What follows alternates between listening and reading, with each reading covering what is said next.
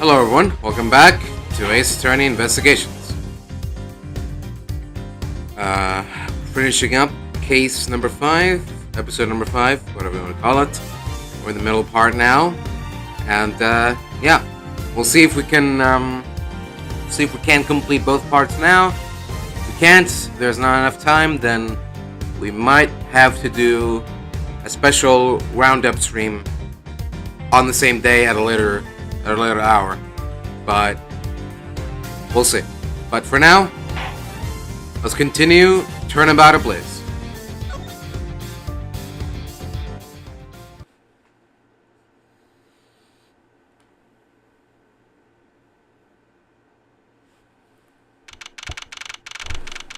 March 14th, 7:44 p.m., Theatrum Neutralis lobby.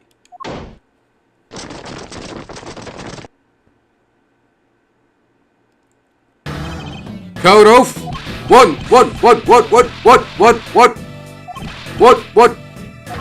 Chifu, 99 callouts. So all 99 members are most likely here and accounted for, sir.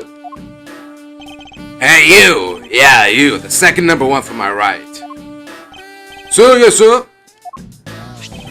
Here, a birthday present for you. What? Chifu, I didn't know that you do all of our birthdays. What a kind heart you have! Shifu, you are more of a man than we'll ever be, sir. I'm really sorry, but it's not my birthday.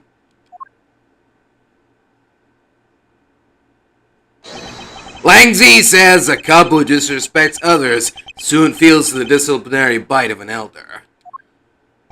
That present isn't for you. It's for your younger brother's wife's younger brother. Tell him I said hi and happy birthday, will you? Yes, sir. Shifu, can't believe you remember that much about each of us. Shifu, I am so moved that I can't stop crying.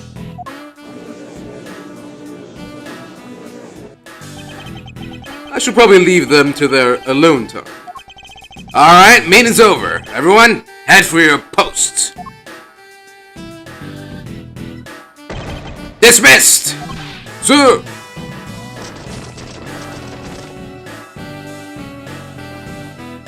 What? Yo, were you guys there the whole time? I got a call from Sheena and she has already filled me in. Sounds like you're out to get in my way again. I have absolutely no intention of interrupting your investigation. I simply request that you grant me permission to investigate the Alabastian embassy. Huh, what if I say no? Objection! Agent Lang, this man is my subordinate. As I have received permission from the ambassador, he is to be extended the same rights. Sorry, sis, but it's not that simple. Alabast has the strictest immigration regulations in the world, didn't you know? Even among my elite men, about only half of them were admitted into the country. Besides, any more cooks in the kitchen and we might spoil the soup, if you get what I mean. How dare you make such assumptions? Don't take this the wrong way, but I thought I was in charge of Alabast, Miss Von Karma. Look, try to understand, okay? Things over in Alabast are a bit of a mess right now. What do you mean by a bit of a mess? No one told you? We had an incident in Alabast as well. This is what we call a decision based on the investigation, Mr. Prosecutor. Look, Wolfie, just let us in already.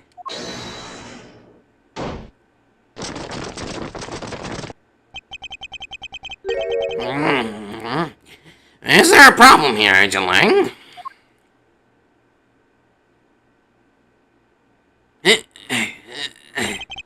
Not really. Just having a discussion about whether or not to let these guys in. Ambassador Alba, I ask that you please allow these people to join the investigation. I'm in debate because of my country. I'm terribly sorry for placing you good people in that kind of situation.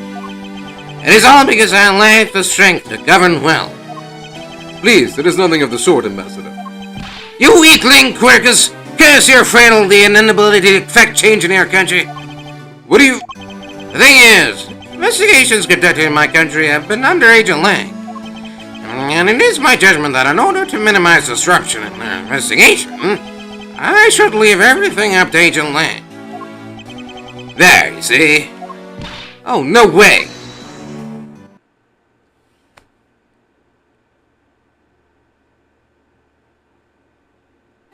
Ambassador Alba, I asked you to please reconsider letting them into Alabast. What's that? My very own secretary has been murdered in the Babalese embassy. And he was apparently caught up in some very shady dealings completely unbeknownst to me. So I ask for your cooperation in our investigation. These aren't much, but I hope they can cover your travel expenses to Babel someday. Alright, I get it. Even if you beg Ambassador Alba, I still have to give the final okay anyway. Oh right, you hear that, Miss Edgeworth? We're in. Not so fast, my little crow girl. You're still a witness in the Babel murder. So I'd like you to please stay in the Republic of Babel. Detective Gumshoe, please take good care of Kay for me. Yes, sure. Sounds good to me. If you're a troublemaker, the better. Rasp. Oh. Raspberry? Rasp! Okay. I'm guessing like the raspberry thing. Hey, Miss Edgeworth. Yes? So I wanted to ask for a while now, but that lady over there, is she who I think she is? Ah, that's right. I didn't introduce the two of you yet. Franziska von Kamas, a prosecutorial prodigy. It's nice to see you again. Oh, I knew it. You're the whip lady. You may address me as Miss von Kama. Miss von Kama, I leave the investigation of Albas in your hands. Thanks. Rest assured, I will outsmart both the smuggling ring and the Yatagarasu. The smuggling ring, huh? Perhaps I should ask Franziska a bit more about them before I head into Alabas. Ah, and I mustn't forget to thank Ambassador Polena for all that he has done for me.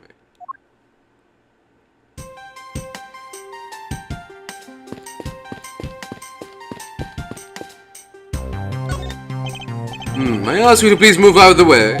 I'm sorry, sir, but we're currently clearing the area beyond the fallen burnt bush. I ask for your patience until we are done. Very well. Oh, and I hope the brush cleaning goes smoothly. National flag of the Republic of Babel is on display here. The crest on it features a butterfly. Babalese embassy, which sits to the right of the theater, and the Alabastian embassy, which sits to the left. Something has happened in each of the two embassies. I sense that unconventional methods will be required to solve both of these mysteries. The Babalese embassy is just outside this window. The burn marks on it look pretty bad. It's a shame that they were in the middle of renovations. The fire did little to help there. And behind me, Ambassador Plato's dry smile hides the tears in his eyes. These flowers are a gift from Global Studios. They seem to be prospering quite a bit thanks to their constant stream of hit shows. There is a flat panel, a VCR, and a row of Steel Samurai videos on this table. There might be a clue among these. I better check the titles of these videos. My, the things I put myself through for the sake of the investigation. The Steel Samurai and Jammin' Ninja stage shows were held just beyond these doors. After the Jammin' Ninja show ended, we came out here and were greeted with a fire. Then the appearance of the Yatagarasu and a murder. We are far from solving anything yet. Detective Gumshoe, I'm counting on you to keep Kay safe. Yes, sure. You just leave everything to me, sir. Don't worry, I'll take good care of Gummy for you. We'll go investigate into the Babu side of things together. Right, Kay? That's right, Gummy. All they're missing is the last two. Okay, I'm glad you were not hurt, but please refrain from such recklessness, alright? What if you had run into the Yatagarasu? Could have been killed. Sorry to make you worry like that. I'll be more careful from now on. Good girl. It's good to conduct some self-reflection every once in a while. It's funny, you know. When I talk with you, Miss Edgeworth, it's like I'm talking with my father. Is that so? I really seem that old to her?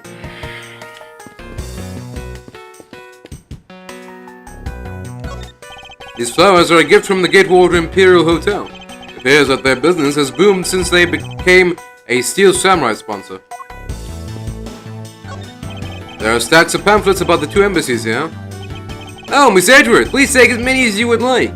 You'll find that you can cut out the last page and use it as a coupon. I'm afraid I must decline, as I have little interest in them. Wait, I thought Americans loved coupons. Yeah, man, the green coat earlier was beyond ecstatic when I gave him some. Ambassador Poleno asks that you please not think of him as representative of all Americans.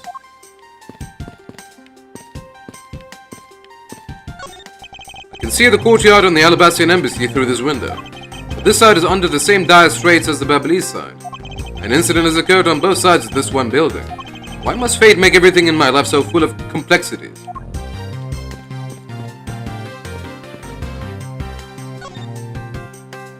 Ambassador Poleno, I'm in your debt. No, it's nothing. Because it's about all I can do for you, I'm afraid.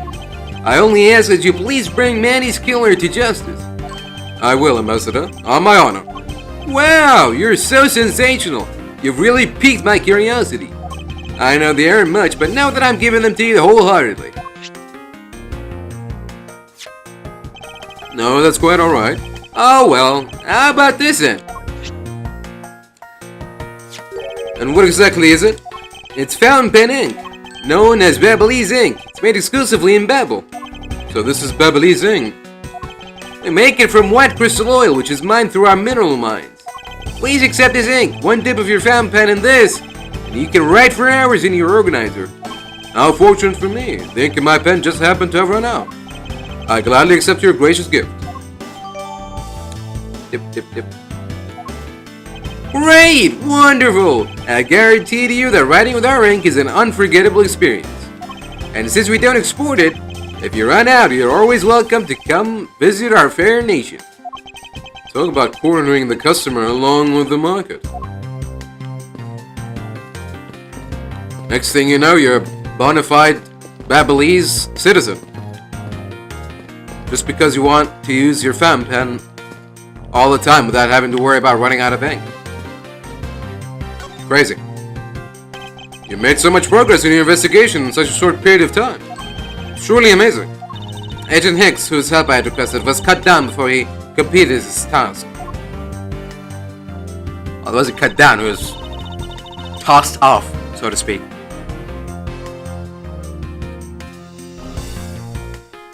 There's no room for versatility in my perfect investigation. In spite of that, I believe you were able to obtain some insight into the ring, right? It was nothing.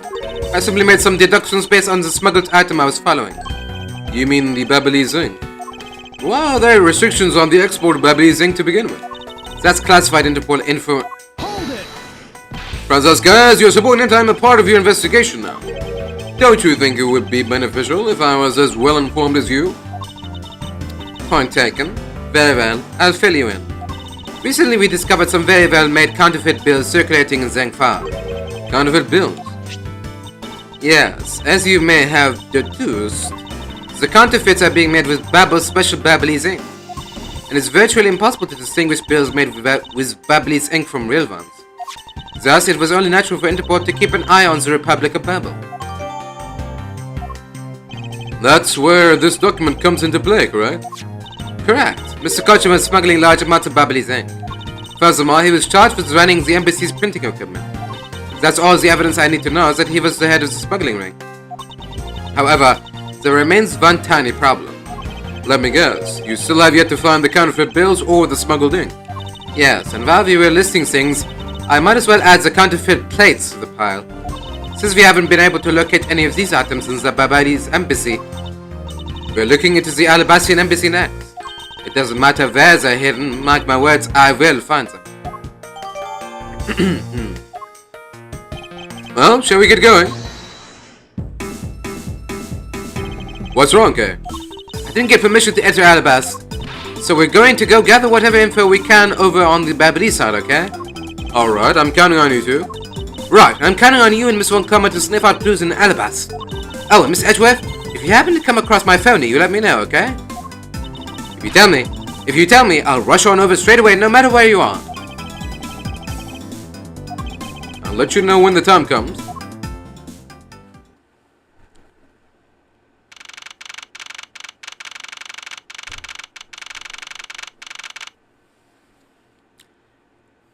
March 14th, 8:17 p.m., Alabastian Embassy, Ambassador's Office.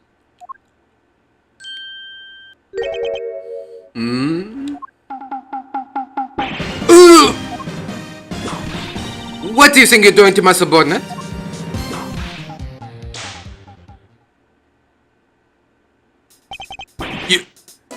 You... Edgy! Oh, thank goodness you're here! I'm a really big pickle, your lordship. A raven, it appeared, poof! And then it disappeared, swoosh! And though I am the Steel Samurai, my sword it... Well, I'm so confused, I don't know what anything means anymore. Who is this fruitcake? I am Larry of the House of Buds. Made Madam New Tokyo, my lady. Now I remember. This person is one of your friends, isn't he, Mouse? Yes, frightening enough, he is. Hey! What the answer? Your best buddy's in a bind and you act like it's no big deal. What sort of bind are we talking about here? I suddenly became obsessed with the murder. I see. That is quite the bind. Not that we're in the least bit surprised. Yes, I pretty much expected this news. From the instant I saw this unlucky face. Of course. His name is Larry Buds. I've known him since grade school, and for as long as I've known him, he has been the world's largest source of trouble with a capital T. Hey, what kind of introduction is that? You're so mean, Edgy. If you're not careful, you might find your tiny number of friends go down by one. That was uncalled for. Besides, you're... Wait, hold on. Larry! It was you? You're the one who wrote my Steel Samurai autograph? Hmm? Oh, you didn't notice earlier? I even winked at you through my headpiece. What's going on? Why are you beet red? Sorry, but could you not speak to me right now? Oh, sorry. Am I interrupting your comical yet melodramatic play? So this is the incident you mentioned earlier. Mr. Prosecutor, this man, this childhood friend of yours, is our prime suspect. Of what, you ask? Of the murder of a man who had snuck into this embassy. Master Mask 2. The second, I guess. Master Mask the second. Master Mask the second.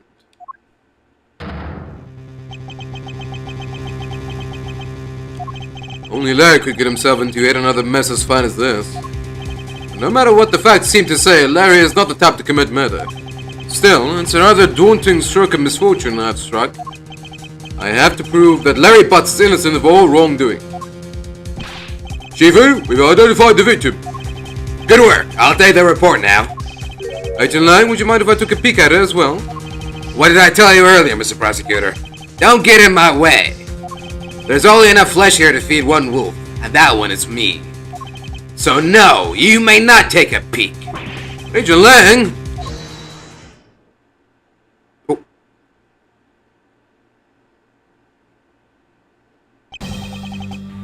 Agent Lang, will you allow an investigator such as myself to take a look? Ah, yes, of course. You, let the detective see the file. You're Detective Bad. You're the prosecutor, Mr. Edgeworth, right? Fancy meeting you here, Detective. You weren't expecting me? Ever since that day 7 years ago, I've chased after the Yatagarasu non-stop.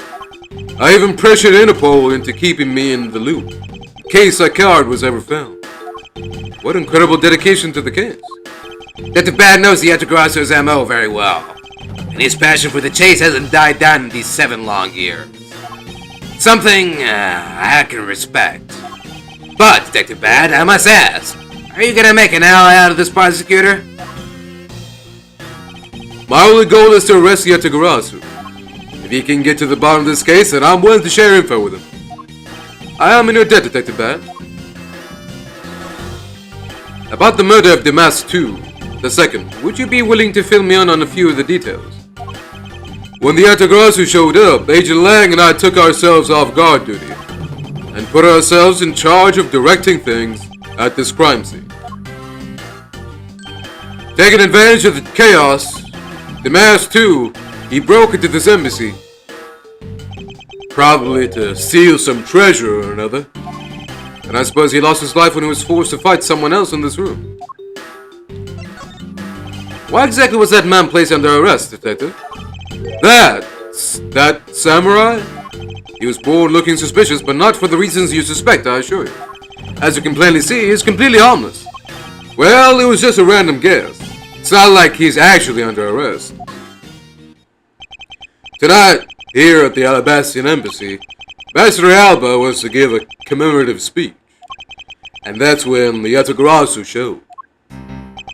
But keep in mind, Yatagarasu isn't who I'm talking about right now.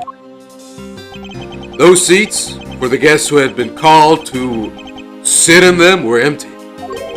A no-show. Who was it that failed to take their seat? The Steel Samurai.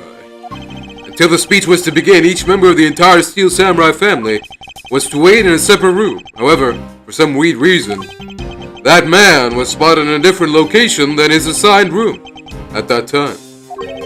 And where was he? He was on the roof with one of his legs down a chimney. That chimney leads directly into this room. Larry Butts, really outdone yourself this time. What were you thinking? In any case, I believe it's high time for me to start my investigation. Well, that's very suspicious, I'll give you that, but does that mean that he murdered someone? I don't know.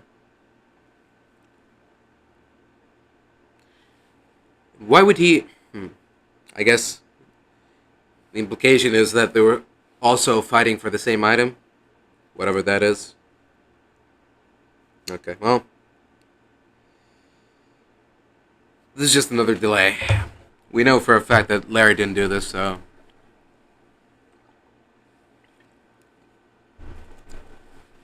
we're just gonna sit here and spin around in circles for 2 hours until we can actually prove it. Larry, what were you thinking, man? Larry, there are a few things I need to ask you about. Hey, how about that? I've got a few things I'm gonna ask you too! What is it? It's like, both you and him. How is it that the two of you always manage to have some cute or hot girl by your side? Crazy! What about that promise you made to me? Promise? What promise? The one where you said you would model for my next book, Francie's Whippity Whip Trip.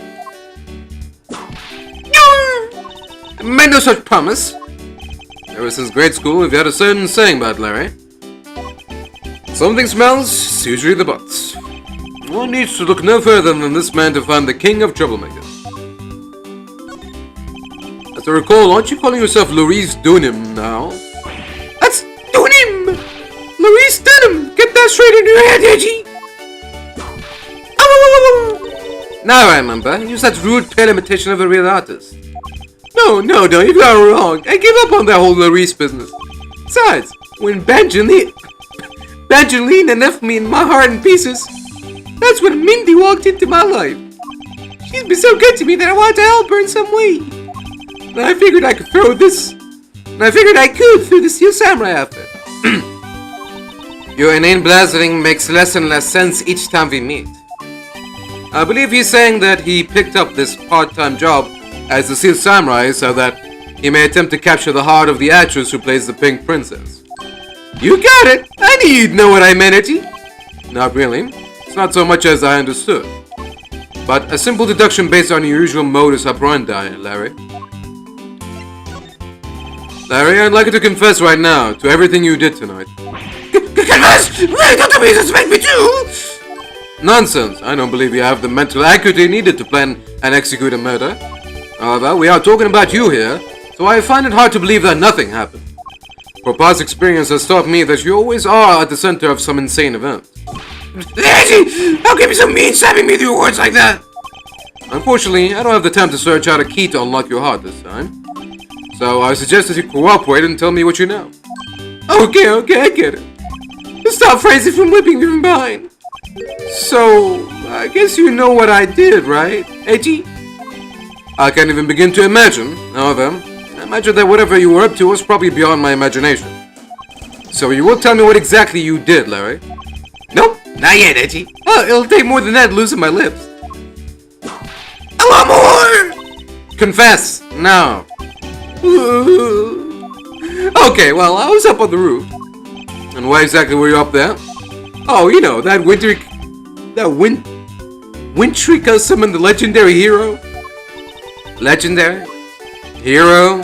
Santa Claus! Santa Claus. I wanted to do that thing he does, so I climbed up to one of the chimneys.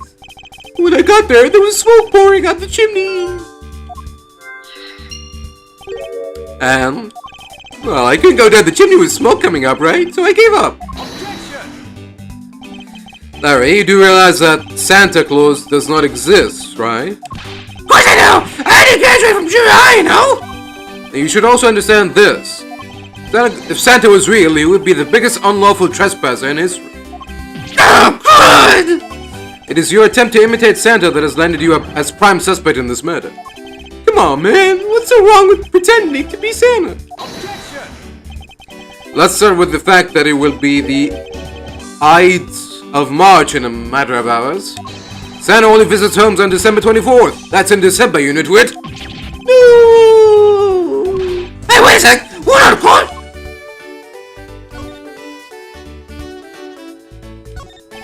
Larry, I wonder if you might know what this is. Nope, not a clue. You didn't even look at it. Nah, it's because the only thing I can see right now is the form of my lovely Francie. Oh, in that case, allow me to help you sear my form into you for all eternity. Whippity! Whip! Choo!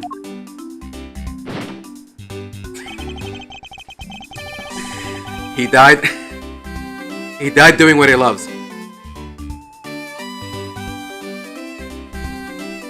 Just imagining him on the floor, just with his big smile, like having a gay old time.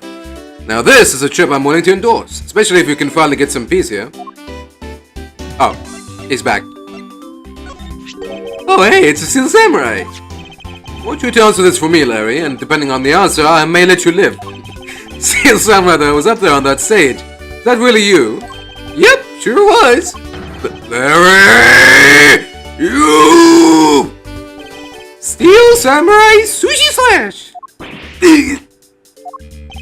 I was moved by the performance of this man. This completely useless, worthless bum. I fear I may never recover from this.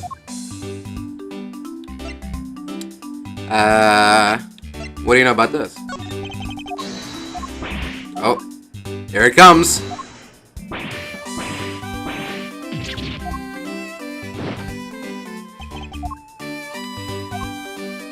Alright. Better not push our luck. I found one with a butterfly on it. I wonder where the blade that this should be attached to is. I have a feeling that we'll be finding it here. Alright, well, I doubt he's gonna know anything else about Babyliss Inc. or whatever. What is that plant supposed to be? Franziska, can't you see that it's supposed to be a likeness of Ambassador Alba? Masajves, as a subordinate, you have a lot of nerve telling me what to think. I look forward to your salary assessment next month. You're deluding yourself if you think you have any control over that. There was a grandfather clock just like this one earlier in the Babyliss embassy. You know, symmetry is a fine thing, but their interior design really suffers for it. Really, I think this clock actually fits the decor of this room quite well. I suppose the wood does suit the old natural atmosphere of this room. Its design as a material is made of strikes a good balance with the plants. Hey, you two! Now's not the time to be talking about interior decorating, you know? Hurry up and see me! Be quiet! This is all a part of my elite investigation. All you need to do is be quiet and watch. Actually, I do believe Larry has a point for once.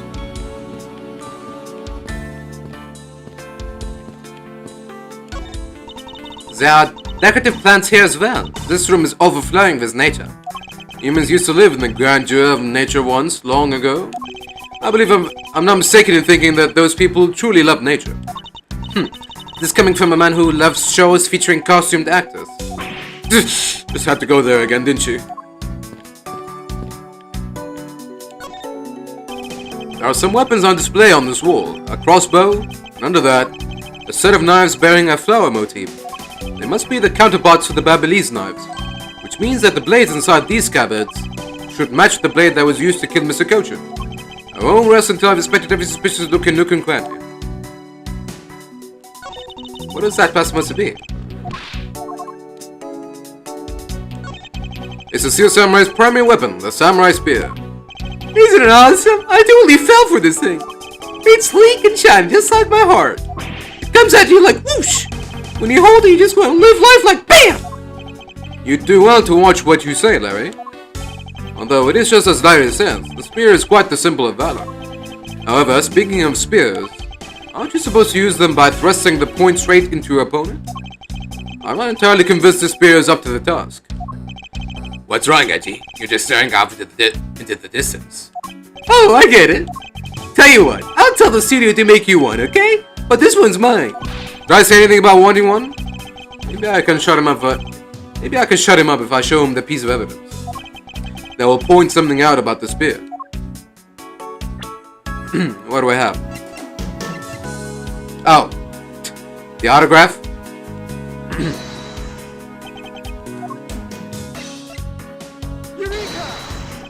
Larry, about the spear. Oh, are you feeling it? BAM!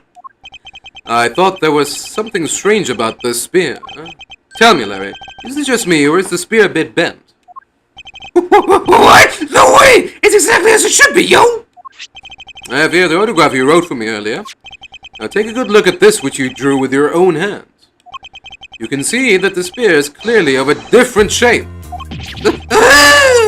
What do you have to say to that? I'm sorry! When I hold the spear in my hands, all of a sudden I feel super powerful. And then during practice, I was spinning it around and around. BAM! It hit the wall! You unbelievable... This is an embassy! But I've always been like that, ever since I was a kid. One time on an overnight field trip, I bought a fake sword and played with it late that night. I'm just a useless hot-blooded man! Larry, clarify that for me, will you? Okay, so it was some field trip and I began to shadow fight with myself. Not that! I meant what you said earlier about spinning the spear and hitting the wall.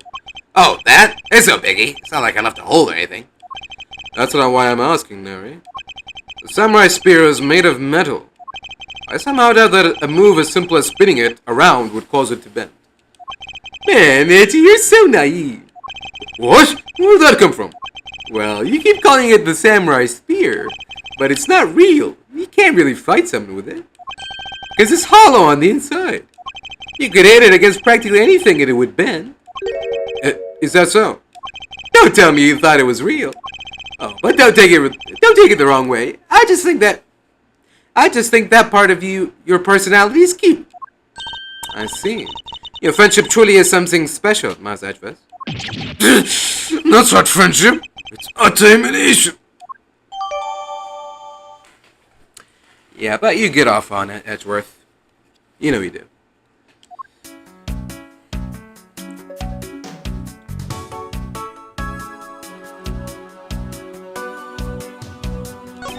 Knives adorned with flowers are on display here. I suspect that these are the counterparts to the Babyliss knives. The blades of these knives should match the blade of the knife that killed Mr. Kojin. What? One of the knives is missing its blade. Let's see if the two pieces, the blade and the handle, fit each other. It would appear as they fit together quite well, almost seamlessly. And this means that an Alabastian knife did find its way into Babel. But how? Why is there a weapon on display in a place like this? Wonder why there are no whips on display here. It's not really a weapon, is it? I can spot absolutely no difference between this primitive statue and Babel's. The statue's face looks a bit like that costumed hero you like so very much. I only wonder why you Americans have such an affinity for this kind of face. The statue wasn't made by an American, you know. At least, I don't suppose so. Yeehaw!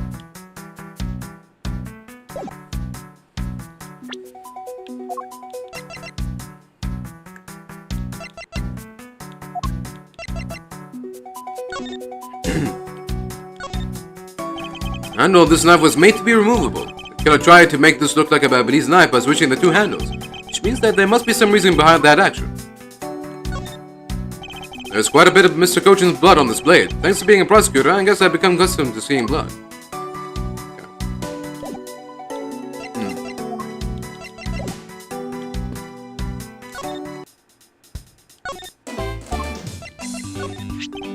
Hey, that's an official Sea Samurai weapon!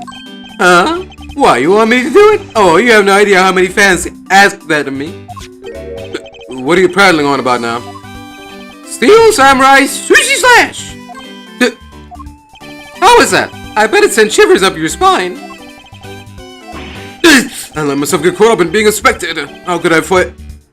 How could I have failed myself?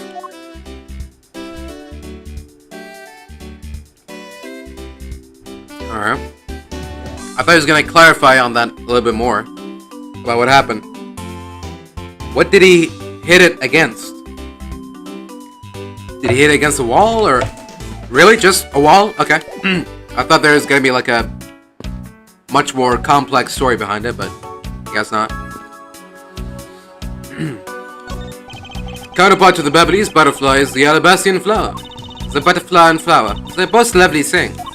Can we interpret this to mean that Alabast provides honey to Babel? Franziska, can't you come up with a more meaningful or profound comment?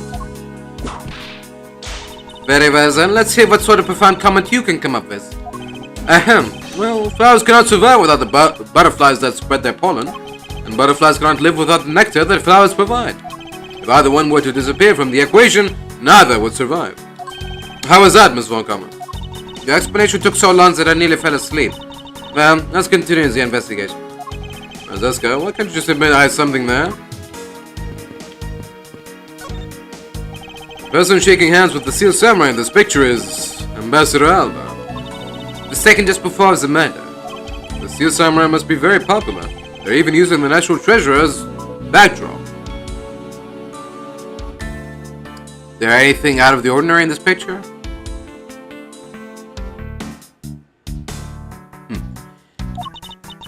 I just don't understand. What exactly is so great about Top Knot there? Clearly, there are the depths to the show that a young person like you can't fathom. Speaking of young people, aren't young children the target audience of this show of costumed actors?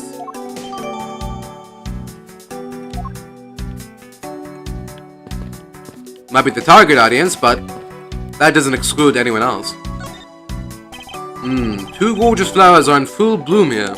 I'm sure flowers as lovely as these must have an equally as lovely name. Mat Advers, are you done staring? I should hardly think passion flowers are all that rare. Passion flowers? That's a rather unusual name. It was named by a priest in the 15th century for the Passion of Christ. As they say, you learn something new every day.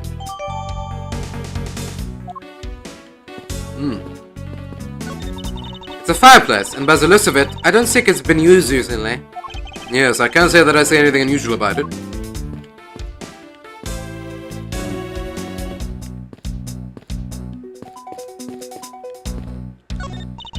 This must be Ambassador Alba's desk.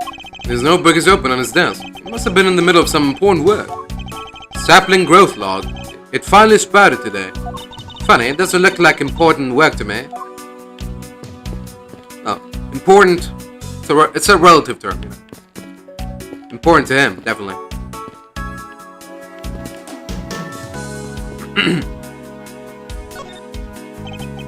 There was the exact same statue sitting in that Babalese office we examined. It's the primitive statue. It was the national treasure of the Principality of Codopia. There was only one of these statues, meaning that one of the two is a replica. But both Alabast and Babel claim to have the real thing. What an incredibly childish fight to have.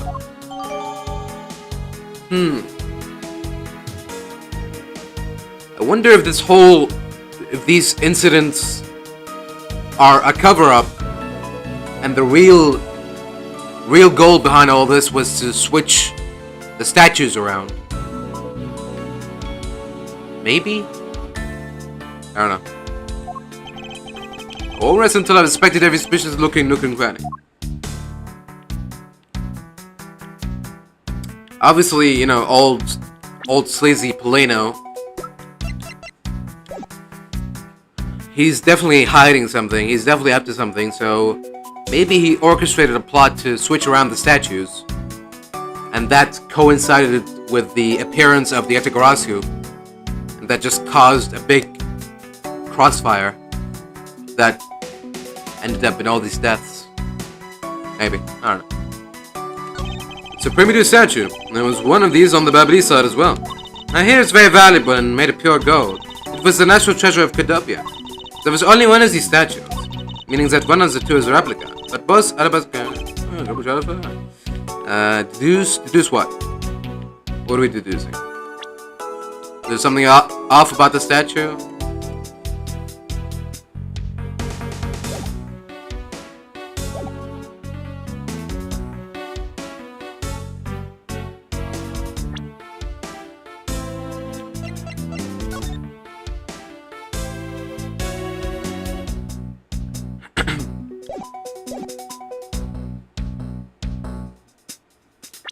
Looks pretty much the same to me. Sword, the face, the flower on the chest, the armor.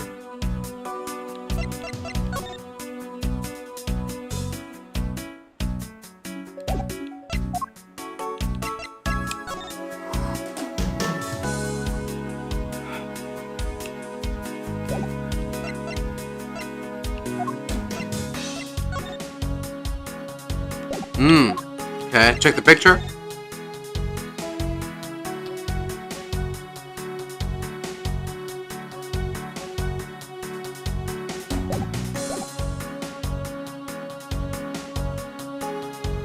Huh. Is there really something wrong with that? I mean...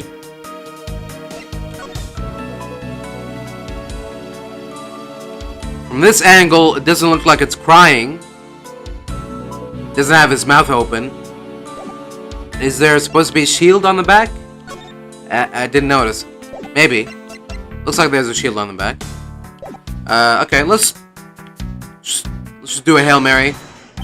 Maybe there's a connection. Okay, apparently there's a connection. But what could it be?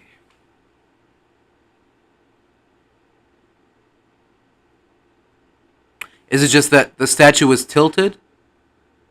Right now it's facing like this, and it's facing us, and behind it is the flower and the knives, the daggers. But in the picture, you have the flowers and the daggers on the same spot, but the statue, instead of being like that, facing us, it's facing like the door, I guess, the entrance. But I mean, oh. That could help validate the theory that the statues got swapped. Maybe. Okay. Let's see where this goes. Look at this photo and tell me what you find out about the scene, Miss Von Karma. The apparent joy on the ambassador's face as he shakes that top-knot's hand. That's not it. I was trying to point out that the statue in the photo is facing a different way. You're right. The statue is a national treasure. As such, only an ambassador or a secretariat-level person is allowed to handle it. That's right, yeah.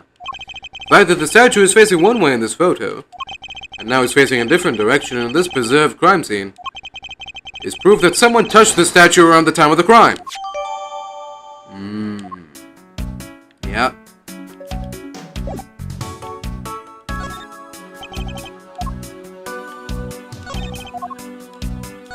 It was almost the exact same wall mount for the knives on the side. Can't see if details. Oh. Counterpart to Babylese. Butterfly flowers. Okay. Did that one. Okay. Now we're done. Cool. Oh. Oh. No matter what you try, you'll never be a necessity in our Shifu's investigation. Is that a fact? No matter how good he is bound to overlook something. If you insult our Shifu, I'm prepared to be punished. Oh, and how exactly would you punish us? Every investigator under Shifu's command will work to disrupt your investigation. Vindictive much? You did some investigating over in the Babylese embassy too, right? I did. Is there a problem? Lang Zi says a wolf will aim to hunt for two rabbits at once.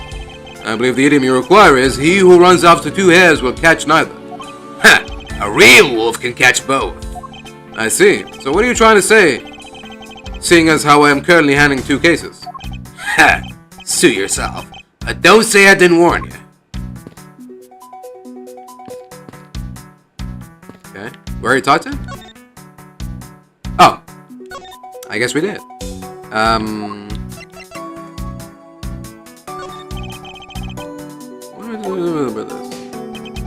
Sorry, but I don't give a hoot about things that aren't related to the Yatagarasu.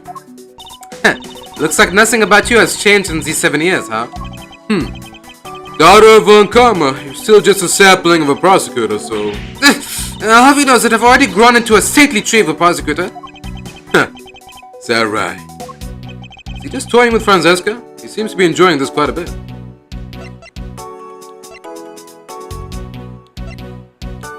Okay, so... I guess if he's here for the Yatagarasu, he's not gonna care about smuggle Babyliss ink too, right? So... Wonder if you might take a look at this, Detective Bad. Yeah, I heard. Kojin's dead. What a waste. He's staring at his mirror with his eyes unfocused and his jaw clenched tight. Okay. You wanted to bring him to justice, I guess. Understandable. Detective Bad, I'm wondering if you might tell me something about this.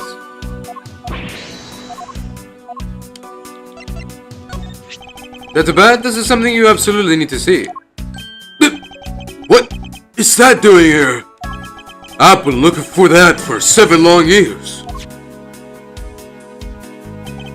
Never in my wildest dreams did I imagine this turn of events. Without a doubt, this means that she's involved. That you, woman. Yeah. Certainly seems like it. So this is the victim, Damask 2. What is with his gaudy outfit? You don't know about Mask Damask? A few months ago, this thief caused a lot of havoc on the populace. So this thief is separate from the Yatagarasu? I thought they were for a while, because their MO and targets were different. Damask likes high-value trinkets and jewels, and being gaudy is his signature. Gumshoe was in charge of that investigation, so he'd know more about Damask. That's alright, although I'd probably hear our tales of his failure anyway. You haven't changed a bit, I see.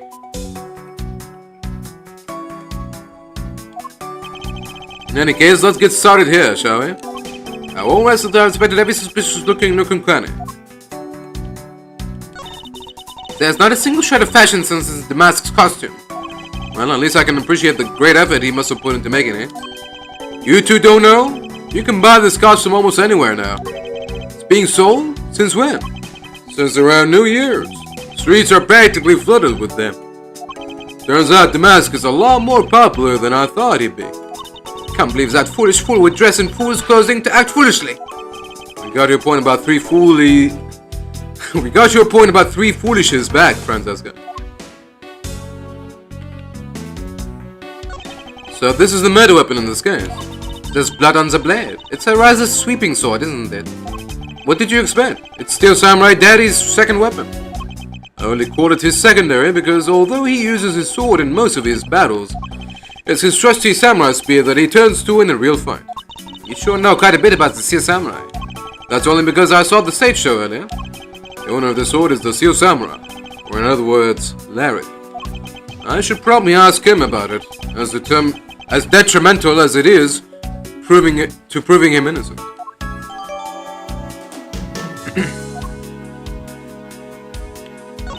I suppose this was the wrapping cloth Damask 2 used to carry his stolen goods? But there's nothing wrapped in it now. I guess he never did manage to get his hands on whatever it was he was trying to steal. Or maybe the statue that he was hiding, he already managed to put it in. Put it on the pedestal. What is he holding? Looks like a piece of paper from a notepad. It appears that directions on how to reach this room written by hand. There is something written on the back as well. I'd like you to steal the primitive statue in this room. What is that supposed to mean? Who writes a note to themselves like that? If I had to guess from the text, I would say that this is actually a request from someone about what to steal. Just who is the person that requested the theft of the primitive statue? Analyze the ink. If it's from Babel, we can narrow down that search perimeter. I thought that Damask had quit the business. This guy, he's just a copycat using the name. A phony successor. He's just another petty thief. His real identity is an out-of-work guy by the name of Kashinu. Kashinu. No cash. Kashinu. He's 29 and wanted on larceny charges. From his clothes and what he was carrying, we determined that this guy is a real Damask too. The cause of death appears to be the loss of blood from the back of his head. It seems that he was struck with something very hard. In other words, he was bludgeoned to death. I guess that about wraps up my investigation. That's...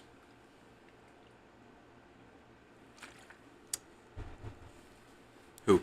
The ambassador? Ambassador Alba? Oh! Yo, great princess! How are you feeling? Still feeling ill?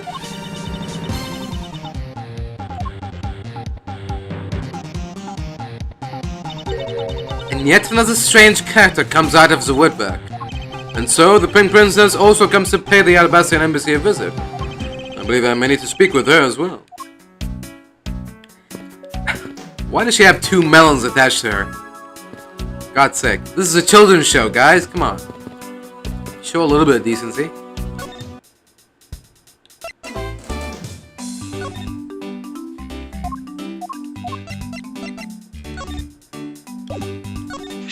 Hey, that's an official Steel Samurai weapon. Huh? What, you want me to do it?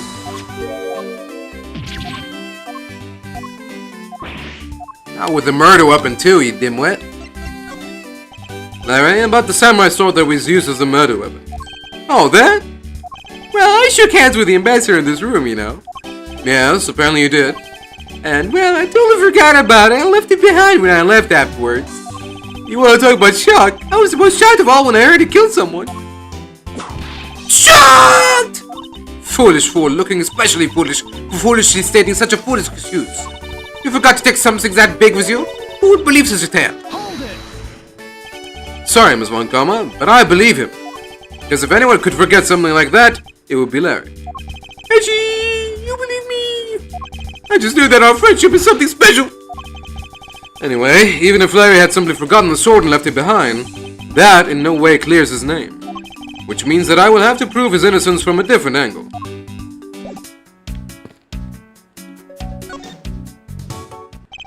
Miss Pink Princess, I have a few questions I'd like to ask you.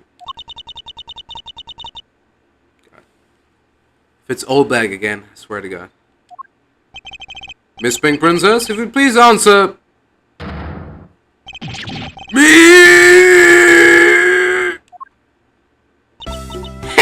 This must be what they call fate.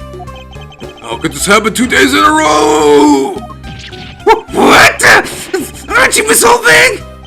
Why are you so surprised? Ah, so you're the one that got to play the Steel Samurai. It's too bad I didn't realize that until now. You are acquaintances with Larry? Well, yes. We worked at the same company for a little while, you know. That's why it's okay, my Echipu. You don't need to be jealous. I was in the next room, you know, trying to get in some beauty sleep. But it was so noisy here that I couldn't fall asleep. So I came over to complain. So imagine my shock when I saw my precious Echipu waiting here for me. I mean, could have imagined that you would ever come to a show like this. I guess I've misjudged you, Echipu. You misjudged him? I thought he was trying to avoid me now. That was no misjudgment on your part. That's precisely what I was trying to do. It looks like the winds have shifted. He's now willing to be chased after. I'm simply overwhelmed. Don't you worry, Echipu. I'll chase you forever, to the ends of the earth. Isn't that just peachy? This is one of those rare times when Francesca and I actually see eye to eye. Please whip her. Just whip her, just choke her out with your whip. We're not gonna say anything. We'll keep our mouths shut. It's fine. Don't worry about it. What's this? A present for me? No! Obviously I can't simply give you a piece of evidence. I see. You're just embarrassed to give it to me in front of all these people. But don't worry. I can wait. A present of love from my Echipu is beyond worth it. What a buzzer. If you only knew how much, Francesca.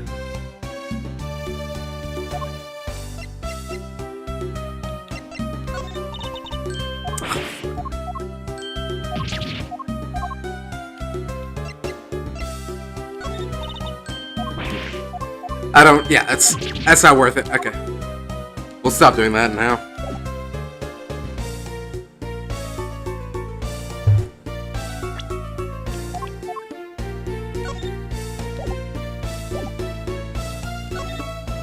Now then, what are you doing here? I thought you were working at Gatewater Land as a Pink Badger. What are you talking about? That was ages ago! That was yesterday! Look, I worked at Global Cities before, a long time ago, right? Well, they called me up this morning, kind of out of the blue, actually. They called you? Apparently the girl who plays the Pink Princess collapsed from a bad cold. It happened so suddenly, and so they called me in to be her last-minute replacement. Did they not have enough people on staff at that studio? I really couldn't say no, so here I am, playing the role of the heroine. Instead of that Mindy girl, I mean. But the poor girl, I feel bad for her. Because they let me stand in for her, and she's going to have a terrible time when she returns. I mean, it's not like I was just saying the last seconds. I was sort of like a shuriken instead of samurai. It's sort of uproar. Because I tell you, they're a bunch of simpletons. You're rather lively, old lady. So basically, you received the stand-in request this morning, correct? You got it. If you need to see it, I've got it right here. Look. It appears that she is telling the truth. I tell you, my fine acting moved the entire audience to tears. Yeah, tears of laughter, as I recall. Being famous has its problems too, you know. Here, take a look at this. It's a letter from a stalker! I was just taking my break when I found this stuck under the door to my room. I'll be descending on you from above tonight, your loving... Nate. Knight, okay.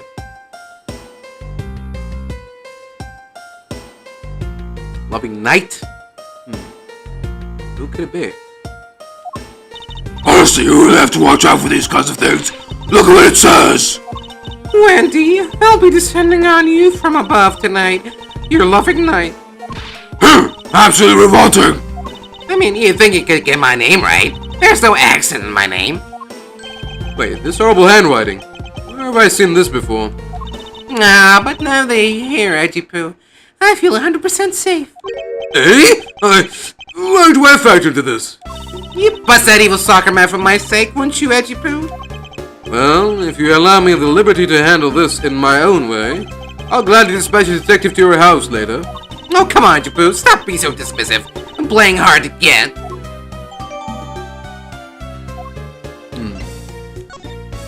What were you doing at the time of the crime? What crime? What? After the show is over, I've had nothing but free time on my hands. So I used the fireplace in the room next door to keep my bad hip warm. Well, Mother cut the room next to yours. Is that right? Oh, Echipu, I'm so scared. Hold me. Caress me. Hold it. If you could please not cling on to my personage.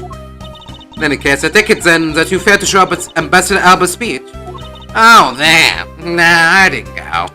I mean, I may have the heart of a young, tender maiden, but my body just refuses to cooperate at times. As soon as the show ended, my hips started acting up and got stiff. I couldn't move at all. Can you provide proof of your condition? No, you just go ahead and ask the doctors in the infirmary. They're the ones who carried me from the theater all the way to this embassy. I have to admit, the thought of her not being able to leave that room is rather pleasant. Vasquez, welcome. I brought the police dog as you requested, sir. Good work. You may leave now, officer. This dog. It's not the same one, is it? It's not Shu?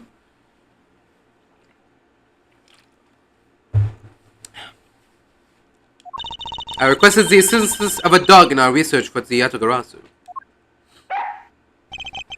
Looks like you guys have some pretty bright dogs in this country, too. Hey, you're a real cutie, aren't you? Yeah, that's a good boy. That's the police dog Gumshoe's been taken care of. I think its name is Missile. Oh, yeah, Missile. What a fitting name for a police dog that dashes out in front and attacks. Action alone isn't exactly what's going to solve the case for us, you know.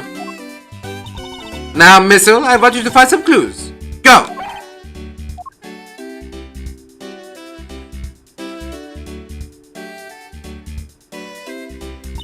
Good dog. You really are quite bright, aren't you? Unlike a certain someone I know. Now, what do you have here? What is this? Looks like a small hot dog, but... Wait, Francesca, isn't that an official samurai dog? No! Bad Missile! He ate it. I wonder if it's alright for him to eat that. There's a meat substance snack featuring the Seal Samurai. I'm sure he'll be fine. That's quite a bit of information you guys are there in a single quick glance.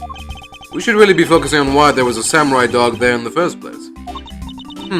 Looks like that snack wasn't ours that Missile found. Oh, and what do we have here? It appears to be a lady's undershirt. I wonder if Ambassador Alba might have an interest in it. In cross-dressing? I somehow doubt that. Doesn't look like the shirt would even fit him. Samurai dog and a lady's undershirt. What are these two items doing in a room like this? Given the circumstances, the lady's undershirt could only belong to one person. Suppose I should get this over with and ask the owner of said undershirt about it.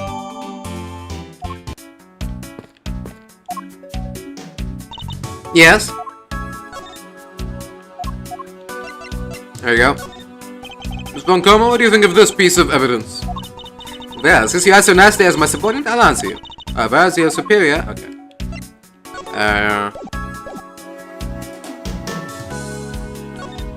I've only just arrived in this room myself, which is why we need to investigate some more.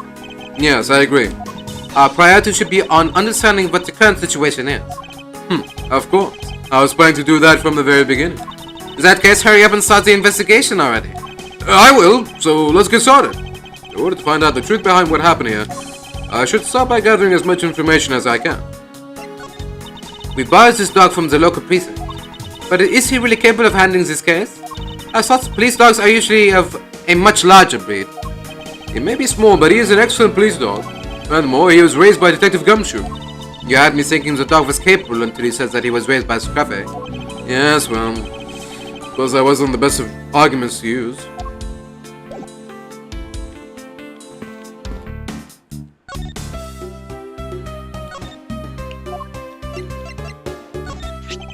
You could please take a look at this brown-colored undershirt. Oh, Edgy Poo, what is the meaning of this? But why'd you steal that thing from my bags? All you had to do was ask and I would have gladly given you as many as you'd like. Thanks, but no thanks. This shirt was found here at this crime scene. What? Oh. What? Come now, why don't you just confess and explain what it's doing here? I do nothing! Nothing, I tell you! What? Oh, I admit that I used the fireplace to drive that shirt. I can't really help the fact that I had to, you know? Where that big princess costume was like being a sauna! On top of that, I get fingered as a suspect! You're too cruel, Edgy Poo! Are you claiming that you never once set foot inside this room? Of course I am! If I had been the one to find the body, do you think I'd be calm as relaxed up? There's always like this, all my foster brother, my father, basic speaker, business,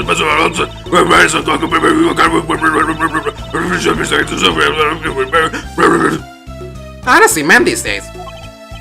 Well, I believe she's lying about her actions. So I can safely assume she really was drying her shirt by the fireplace on her break. Somehow the undershirt managed to move from the next room to this one. What? I assume the samurai dog was also yours. Ah, that brilliant mind of yours. You really can see through everything about me. So the feeling of dread continues, but I suppose I should ask for more details. That samurai dog was yours, wasn't it? Oh, of course I'm forever yours, my Edgy Poo. My Edgy Witchy Poo. If you could just stick to what I asked you. Edgy, are you in this old bag? No! You really don't change, do you? When will you learn how to take a job? Anyway, that samurai dog wasn't mine. Those things are a present from the studio to the embassy. A present? The studio bigwigs basically told us to play delivery boys. We were supposed to hand the dogs off to the embassy people and tell them hi. I had to pile them all into the pushcart just to move them all. Those studio guys should have delivered those things by themselves. Right, Edgy? So, did you deliver the samurai dogs to the embassy staff as per your instructions? Hey, Edgy! Don't just ignore me and my question! Why'd you gotta stick up for me? Nah, about that. See, after the show, I went to rest a spell in the dressing room. Because of my bad hip, you know? And there they were. The samurai dogs were just sitting on the dressing room floor. I suppose you had to make preparations for distributing them after the show. Well, if by preparation he means sampling them as well. Excuse me? No, I tried one and thought they were actually quite good. Sorry, but I just had to find out. I know it was silly of me to think this, but I figured that since they're for a kids show, their taste was probably for kids too. But they were so good I couldn't stop. Before I went back to my room, I just had to help myself to have a dozen or so boxes. As I sat there by the roaring fire, warming them and eating them, I thought, this is...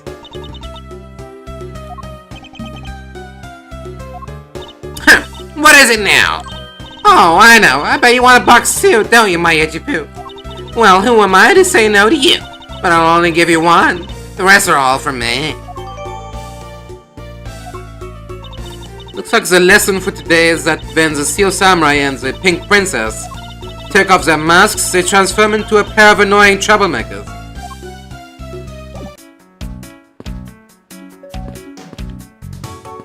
Alright.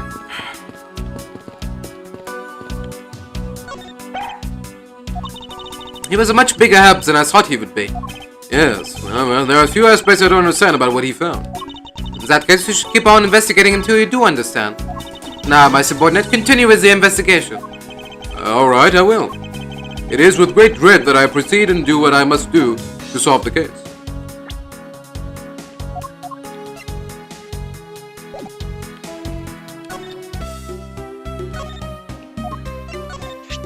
This thing really showed me not to underestimate the taste of a snack meant for kids. Was it really that tasty? Gasp! Don't tell me you haven't had one yet. In that case, I'll just have to feed you one. Now open wide. Here comes the hot dog train. No! That's perfectly alright. I'm currently on the job right now.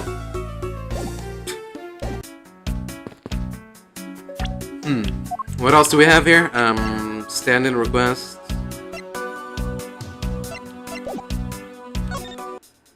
Oh, should probably ask him about this. Harry, I wonder if you might know what this is. Nope, not a clue. You didn't even look at it. Oh. Really? Okay.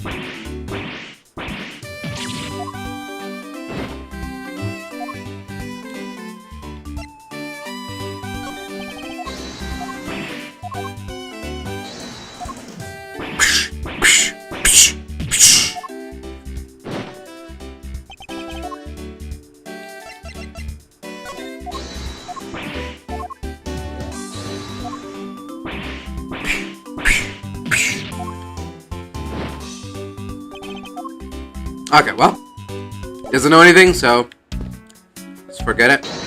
Alright. It's time to connect some dots.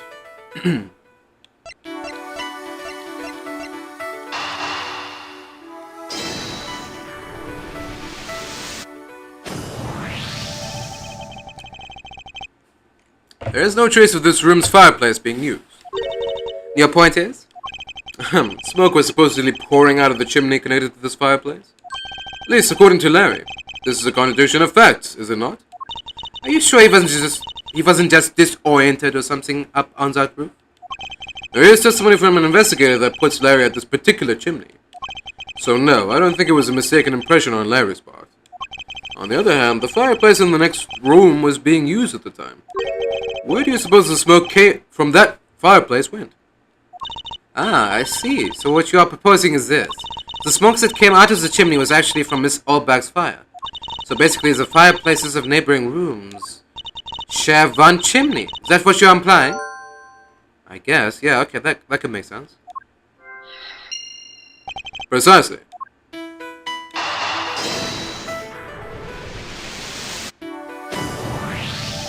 Lady's undershirt that Missile found.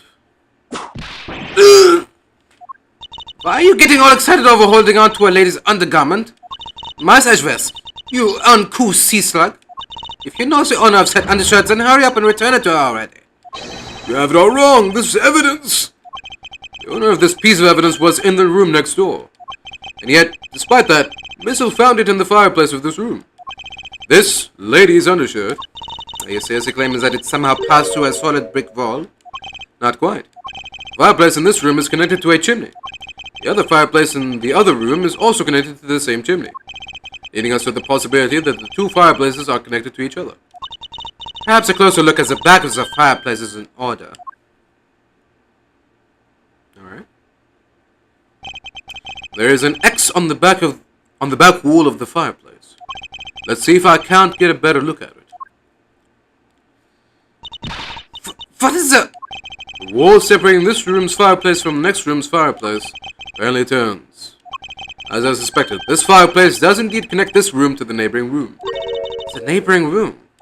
There appears to be nothing particular about the next room. The fact that there is nothing special about the next room isn't what's important. It's the fact that there is a secret passageway through this room's fireplace. We now know that the fireplace connects the two rooms. But how exactly is that significant? You aren't going to suddenly name the old lady as Damask 2's killers now, are you? No, she couldn't move at all because of her stiff hip, so she could not have been the one. Fortunately, I believe that this fireplace has nothing whatsoever to do with Damask 2's murder. So it's all a waste of time. It's not like anyone could have snuck past her, because she was by the fireplace. So, yeah. It would appear that the answer has made itself known. You're making quite a confident face there, Mr. Prosecutor. Bring it on. I'm ready to counter any argument you may have. Very well then, if you are prepared, I'll show you exactly where my deductions have led me. Good. I'm counting on you, Edgy. Leave it to me, Larry.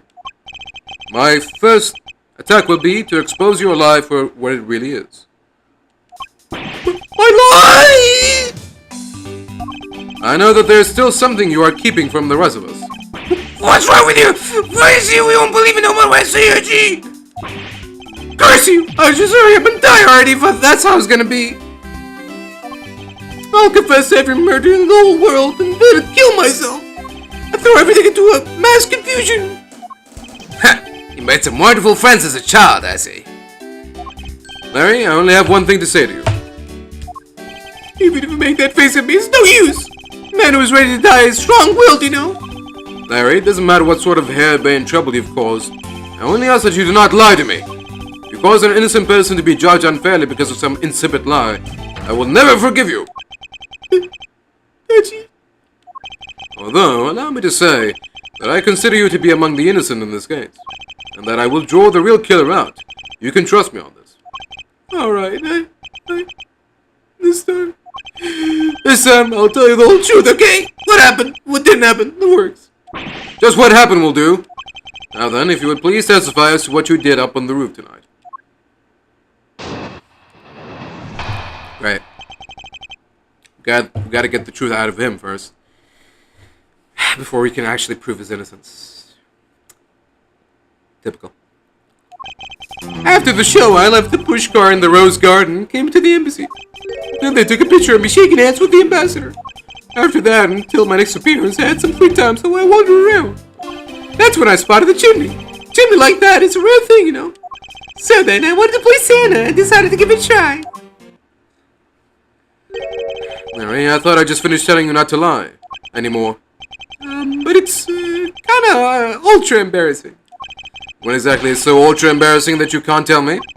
Edgy, man, I just said it was embarrassing, so of course I can't just blur it out. So you're just gonna have to reason it out of me! As your superior, I command you to hurry up and expose this man's lie. I have every intention to, for I am not about to let us waste time on such a trifling matter.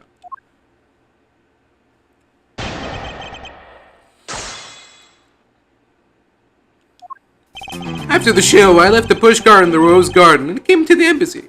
Hold it! You left the pushcart. Could you please clarify that statement for me? Yeah, so the wheels on the pushcart got covered in dirt from the rose garden. It would have made a mess of the floor inside, so Ambassador Albert said to just leave it. And it would be rather impolite to dirty another country's embassy. Come to think of it, I recall seeing the pink princess on my way into the embassy. What was she doing? Nothing particular, because she was being carried by some dogs on a stretcher. She must have been incapacitated by the pain of her bad hip that she suffered during the show. So I came to the embassy, right? And then they took a picture of me shaking hands with the ambassador. Hold it! So you shook hands with the ambassador of the Kingdom of Alabas, did you? Yeah, can you believe it? I did something really cool for a change. But honestly speaking, there's nothing interesting about shaking some guy's hand. Hey there. Are you disrespecting another country in their very own embassy? As someone with roots in this country, I'm feeling nothing but incredible shame at the second. Agreed. I apologize for his inconsiderate words. Now, Larry, please continue. What is with all of you? You keep saying that kind of thing and I'll tell you only lies! You're already telling us nothing but lies, so let it go and move on. Ah, right already! You only declare at me like that, After that, until my next appearance, I had some free time, so I wander around. Hold it! Larry, I want you to listen very carefully and take this to heart. The whole point of your life is to cause misery and pain to everyone you encounter. I know! I get it! I'm totally the bad guy again! I thought you were his friend. Don't you think that was a bit harsh? Lang Zi says true friends are Lang Zi says true friends are bosom friends. If you are in trouble, call on your bosom friend whose shoulder you can truly cry on. Hey, bosom buddy, I hope you're listening carefully to my testimony. Has it crossed your pea-sized brain yet that Agent Lang is only out to arrest you, Larry? Now then, you were wandering around inside the embassy, and then what happened? That's when I spotted the chimney. Chimney like that, it's a rare thing, you know. Hold it! I should hardly think that chimneys are that rare. Agreed, especially since they are a traditional feature of American houses. Plus, many grand buildings have even larger and fancier chimneys. Yeah, but the kind of chimney I'm talking about is the really romantic type. A romantic chimney? Might sound kinda silly, but women seem to really enjoy him. And I just had a good feeling about that chimney. So then I wanted to play Santa and decided to give it a try. Hold it! You suddenly wanted to play Santa. Oh, well, actually, I dressed up as Santa once before already. That was down at Gourd Lake. I'd appreciate it if you wouldn't dredge up such unnecessary memories for me. Heh, sounds like you guys share a lot of history. A perk to being childhood friends, huh? Besides, it's not a felony to dress up and play Santa, you know? Santa doesn't go around killing people after he comes down a family's chimney, after all. Actually, it is worth delving into whether or not playing Santa is a big deal. Actually, I believe in the case of this man, playing Santa is actually quite a big deal. Are you saying that your buddy isn't exactly made of Santa quality stuff? Precisely. You hit the nail on the head, Agent Lang. Hey, Agent! That's so grumpy, man! Tell me something, Larry. Did you know that Santa's job is to deliver presents to people all over the world? Of course I know that! I did graduate from junior high, you know! In that case, it's your turn to tell me something. Why don't you tell me to whom you were delivering a present to? I was delivering a present to a child, not basking in the warm glow of love. Objection! That must be the most elegant description of you I've ever heard, but a lie is still a lie. You should not kick a guy when he's down! You know that? In any case, the person you wish to deliver a present onto was most certainly this. Take that! Heh, interesting taste you have there, Mr. Suspect. Who's the fat kid? Oh, that's Musty Mas too? That's Kashinu? Okay. Don't spread lies about me! I totally didn't want to see me so bad so much that I tried to go touch me! I advise you to stop right there and you're bashing of a lady. Well, I must admit that I myself hardly ever have the want to run into that lady. However, what if you were misinformed and under the wrong impression? Then what? Define wrong impression. Simply mean that the man before you thought to enter the old lady's room without knowing one very important fact. And that fact is best summed up with this. Take that! Larry, I'd like for you to take a look at this piece of evidence. No, wait! But it's not really all that important, is it? It's always like this. You act so funny that you bully me. That's why I refuse to look at it. Be quiet and just take a look. Well, if you say so, Francie, but only because you say so. Some people never change, even if their attitudes do change at the whim of women. So what's up with that anyway? Wise proof that you never even knew existed, of course. Oh, is that all? Well, I don't need it right now, so I'll just give it back to you. What? Yeah, I've got you on the ropes now, don't I? Is that piece of evidence unrelated to the question at hand? I need to think through this one more time. Larry didn't know one very important fact when he tried to sneak into the old bat's room. And that fact is best summed up with this.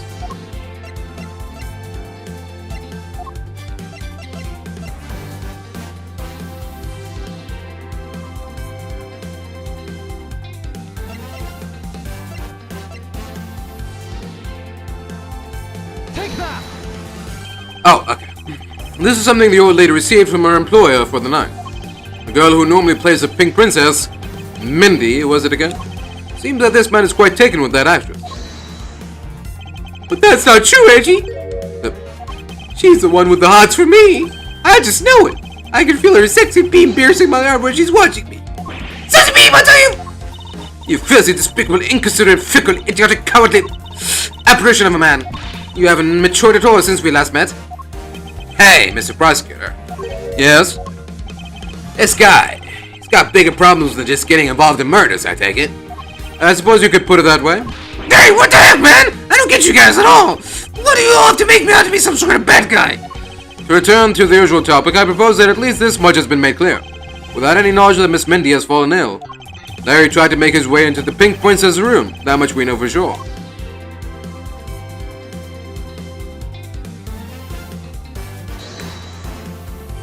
Hey, Edgy. Looks like I've got the hang of this court thing now. But we are not in court at the moment. Shut up! I see what's going on here. It looks just like what you do in court. I guess old boy here still has something he'd like to say. Lang Zi says until the root of the tongue dries, one never knows the whole truth. You shouldn't form conclusions until everything is out in the open, which is why I'll listen. Alright, then get ready to listen to me defeat Edgy in a battle of wits. Larry, you've forgotten that should I lose, your victory prize will be your arrest? You really think he is capable of comprehending something like that? So you think that all I want to do is go visit Mindy? Well, I dressed up as Santa and climbed up to the chimney, but the smoke was really thick. It was a case of mistaken identity, and that mistake made me late for the speech. Then, to top it all off, I became a suspect in a murder. That's what you really meant. Why would I ever put myself through so much humiliation on purpose? I never said on purpose. So... Hey! Someone say something! Larry, are you seriously trying to submit this, not as a confession, but as testimony? So what if I am? There's something wrong with that? My claim is a claim! Claim! My claim! Do you have a problem with that? So is you! You're my stalker! But I should warn you, it doesn't matter what kind of flattery you throw at me. I'm the devoted type of woman who's wholly focused on one man, and one man only. As long as Edgy puts alive, I can't just grab you and fail. No, I can't though. Let's run to them and Winnie beat my Wolfman. Maybe Edgy was a passable cause. Let's be sure my belligerent is I'm so inspired! Such an inconsiderate, cowardly, idiotic, all-around, completely worthless man. I thought I heard something ominous just now, but perhaps it was just my imagination. I believe there's nothing further for me to prove at this point. What do you mean? Of course you still got something to prove. You still have to show some proof that I was trying to beat up with Mindy. Proof, you say? Remember, Edgy, everything is evidence in court, right? You mean evidence is everything in court, Larry, but I understand your point. Yeah, see, I'm totally a pro at this now. Very well, if you wish to see the evidence, then let me show you the last piece of evidence you'll ever wish to see.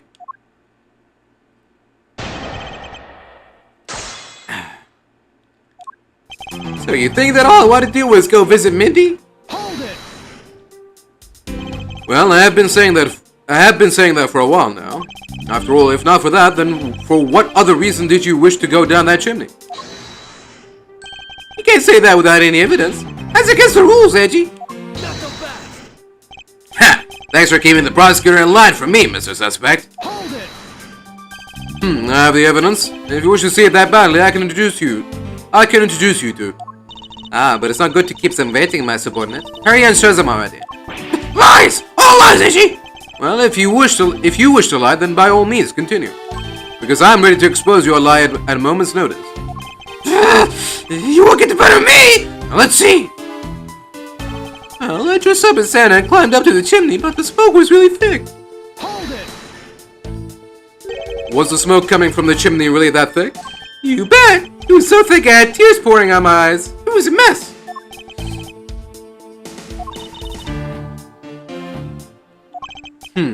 I see. You do realize that you've just confirmed for us your chimney escapade? What? This is totally unfair! You tricked me, Edgy! Hardly. You simply have yet to master how to counter this cross-examination technique. What I just said was a slip of the... no, I mean, I said the wrong thing! Besides, isn't this what you really meant to say about what I did tonight? It was a case of mistaken identity, and that mistake made me late for the speech. Hold it. I'm not quite sure how you could mistake that actress with this lady. No, Edgy Poo, are you staring at me? Oh, I refuse to commit to my feminine charms. I should think that the Steel Samurai is the one who should know all about your charms. What? Me? Edgy, what you trying to me? Nothing. Simply that the Steel Samurai and the Pink Princess are husband and wife. No, is my poor little Edgy Poo jealous? If you could please drop that line of discussion right this isn't. But Edgy, I told you. I have Mindy. Speaking of Mindy, exactly what kind of woman would you say she is? Edgy, are you seriously telling me you don't know who the Mindy is? She's just like what her name means. She's super sweet with a great smile. I don't mean to brag, but she's one of the troops' fastest rising stars. Interesting. Ha! So you're saying a woman like that is what made you late to the speech? Curse you too! Why is everyone have to make such bad out of me? Look, all I can say is this. I was late for the speech. Then, to top it all off, I became a suspect in a murder. That's what you really meant. Hold it. Suppose you might be correct in a small way. What do you mean by that? Besides being a suspect in murders, there are a few other things you are a suspect of. Not you too, Francie. You trying to sulk me, but I won't let you intimidate me like that. Look, I already told you, Miss Olvag. I wasn't after you. I was trying to see Mindy. Hey, Mr. Prosecutor. Can I just arrest this guy already? I completely understand how you feel, Agent Lang. Wait, please listen to what I have to say. If you have a serious assertion to make, then I'd consider listening. However, No problem. I'm gonna put all I've got into this, so listen good, okay? Why would I ever put myself through so much humiliation on purpose? Hold it. Larry, this is the final point you wish to make.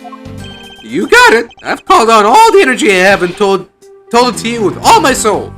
In that case, allow me to take that soul and break it. Yes, we'll stamp it under our feet until it's been ground to a fine powder. Fine powder? If you really put all your soul into that, then you're ready for what's coming, right? In place of the Honorable Larry, I offer my soul to you. Larry, come out from behind there and face this like a man. You're scary, my liege. This whole testimony is one giant confession of all that he's done tonight. He's practically begging me to show why he bothered to put himself through all of this.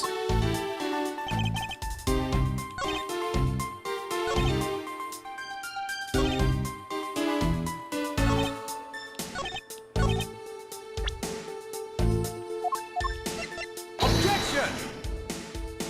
Larry, there is a major contradiction in that statement just now. Really? Hey, Francie, what do you think? I don't want to agree with you on anything, but in this case, there is no contradiction. See, Edgy, even Francie says there's no problem. I must be way off if these two are in agreement. Although it seemed as though I had him, it appears that I was the one who was had. At this rate, I will never grab a hold of the truth. I must carefully listen to its testimony once more.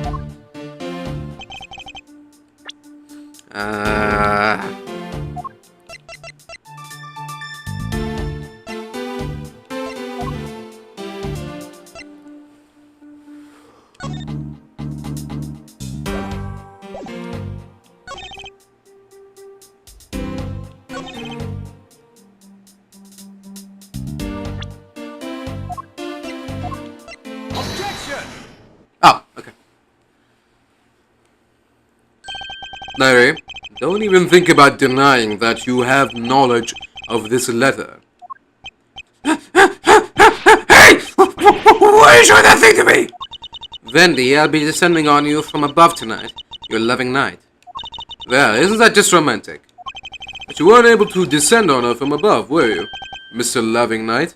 I have no idea what you're talking about! I don't remember a thing! Objection! You can pretend to be ignorant all you'd like, but it's written right here. This letter proves that you were not out to meet the old lady, but rather that you were attempting to pay Miss Mindy a visit. What part of this letter shows... What part of this letter shows that the person Larry had intended to meet was Take that! Mindy? Oops. Look here. It's supposed to be Luke Edgy. Leave me with no choice. I shall have to point you to a spot even you can easily comprehend. What part of this letter shows... Okay.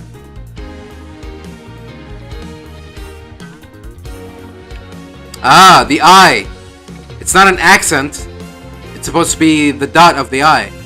Right? Take that! Larry, I suggest you take up penmanship lessons. That is, if you never wish to experience this level of embarrassment ever again. What the heck? What are you talking about? Speak English! You wrote Mindy so sloppily that it became windy to the average person. Hey, stop picking on me. It's embarrassing! There. Isn't that what childhood friends are for? They are the best, aren't they? For punching, that will have to wait until we're off this case. Hey, Edgy, save you from this scary man. Sure, if you're willing to make amends. Starting with your incredibly embarrassing mistake. That... I was a fake! Come again? It's a fake! Someone's out to get me, so they bring down fake letter! Set me up! Accept your defeat graciously. You guys are being so mean. Hold it! Penmanship analysis. What's that? No matter who, all people who have a certain unique features of their handwriting. Ergo, all I have to do is compare the handwriting in this letter to a sample of yours, and we'll know soon enough who it was that sent this letter. I'll never write another thing in my life! Hold it! Tisk, tisk, tisk. It's no use, Mr. Loving Knight, for you've already graciously provided me with a sample of your handwriting. Take that! This autograph and our mysterious letter. If we compare the handwriting, we'll know the answer to our questions soon enough. Confess now, Larry, to your miserable failure. I'm sorry! I did it! It was me causing trouble again. I admit it. You hit the nail on the head. Edgy. So, he finally confesses. I saw the pink princess being carried around in a stretcher and got worried, alright? I wanted to go into Minnie's room, but the doctors wouldn't let me in. So what choice did I have? It was the chimney or bust, Edgy. Your mind jumped from the door to the chimney. But a criminally overactive imagination. At least I was honest and wrote Mindy a letter and stuck it under the door. That way she wouldn't be so shocked when I came down through the chimney. Except for the fact that the letter was an utter failure at conveying said sentiment. I'm really, really sorry. Larry, you may be a shameful, good-for-nothing blight on the face of humanity. However, I always knew you weren't the killer. I told you to trust me. Because, at the very least, I can attest to that about you. Edgy, you're... We've lost a lot of valuable time because of you. In any case, I believe we can say that we now know exactly what happened. Mr. Larry Butt sought to climb down the chimney. Not for access to the crime scene, but to enter the room of the elderly lady next door. Great job, Mr. Prosecutor. Although I still find it a bit unbelievable that two of you are friends. But the suspicion on that guy over there isn't completely resolved yet. So don't get any funny ideas about running off, okay? Hey, what? Edgy, what does the Wolfman mean when he says I'm not off the hook yet? It means the murder weapon. Larry, did you forget? There are 2 layers of suspicion hanging over your head. That's exactly what I mean. We can't only rely on the words of the suspect, after all. We may have figured out where he was and what he was doing all night. The blood-stained samurai sword that was left at the crime scene. As long as there is no satisfactory explanation for that, this wolf will refuse to ease up on his bite. Edgy, that guy, he looks like he's seriously about to take a bite out of me. I'm well aware, and you should be as well, that this upcoming battle will be crucial. Thanks to the cooperation of our lovely bumbler, I've been dealt a very nice hand, and a sweet trump card. Looks like we're about to enter the final bout. Now, Mr. Prosecutor, let's see what you've got. I can easily point out the contradiction in the supposed murder weapon. But the real problem for me is figuring out what the real murder weapon is. This will be a high-stakes gamble. But this is one game I cannot afford to lose.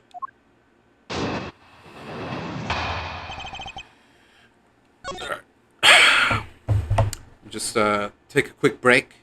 I'll grab some water and then I'll be right back.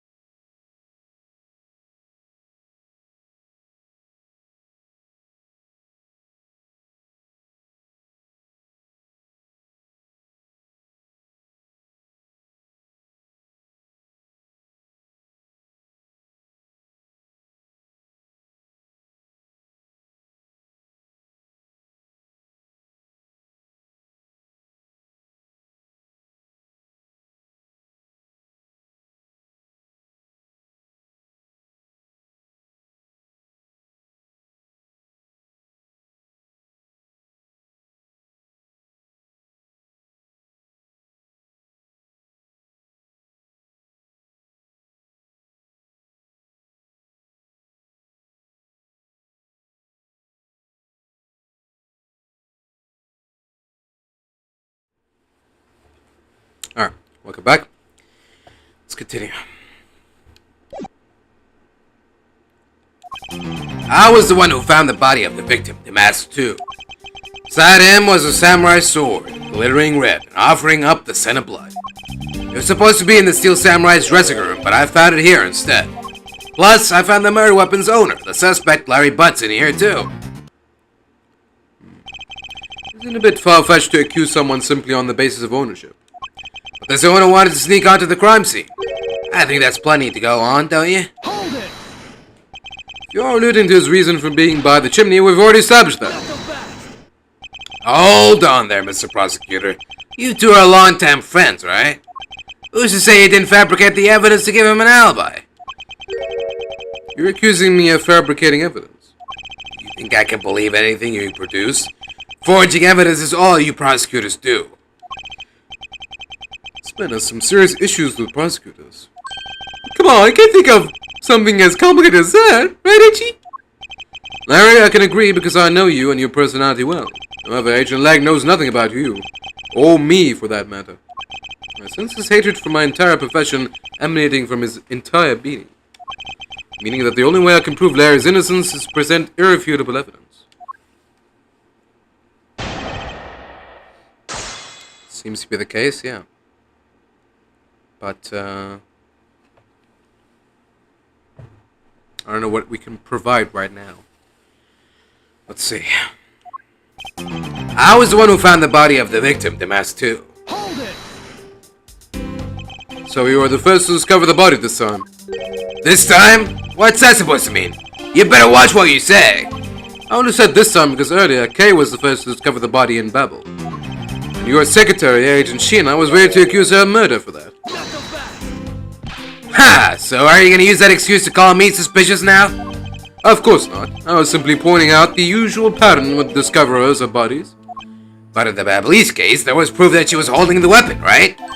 Well, in this one, it's a bit different, since we know exactly where the weapon is. Beside him was a samurai sword, glittering red and offering up the scent of blood. Hold it! Excuse me, but glittering red and offering up the scent of blood. Do I have to spell it out for you? I mean the sight and smell of blood, of course. And according to the test, the blood on the sword belongs to the victim. The sword was made to only be used on stage, so it's not sharp. But it is pretty weighty. It's certainly heavy enough to beat someone to death with. Which leads me to suspect that the victim was beaten to death with the sword. Beaten to death, eh?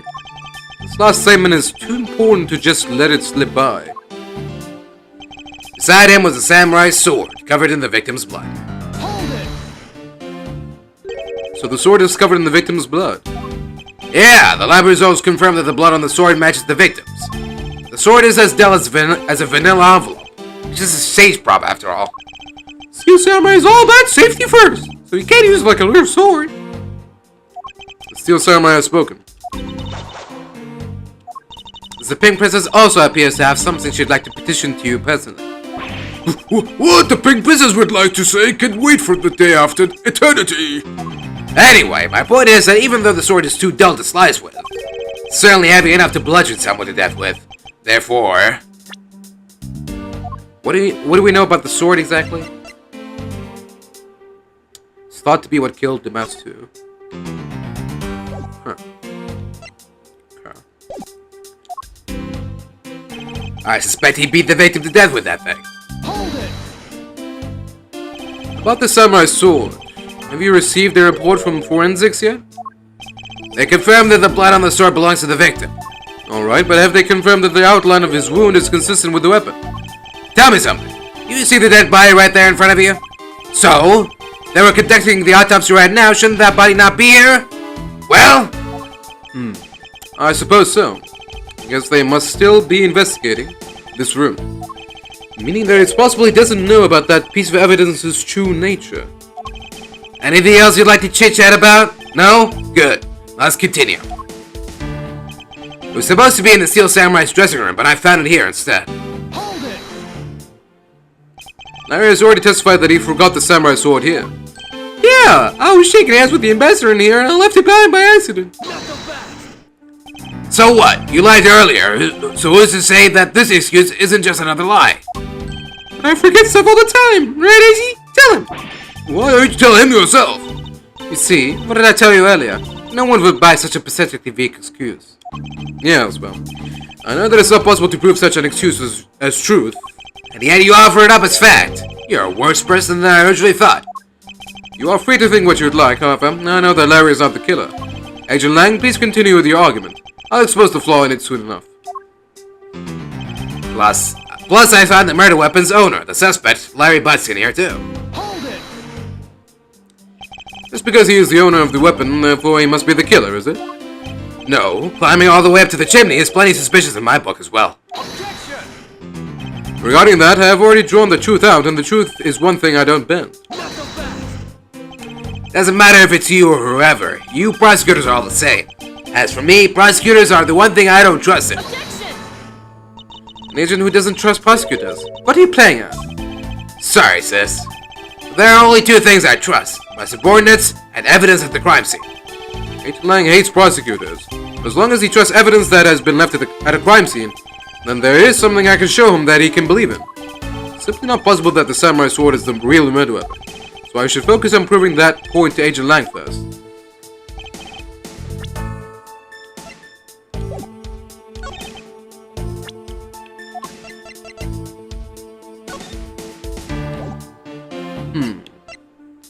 How so?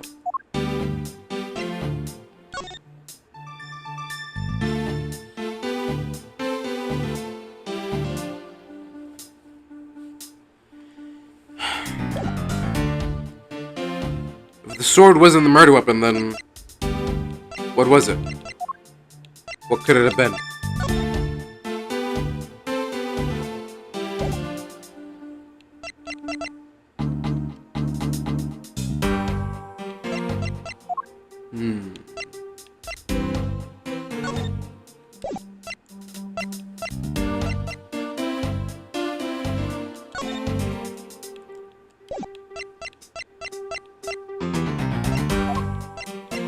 Objection! Knuckle fast! Lang Zi says confidence is like a soul, and words without confidence are but empty shells.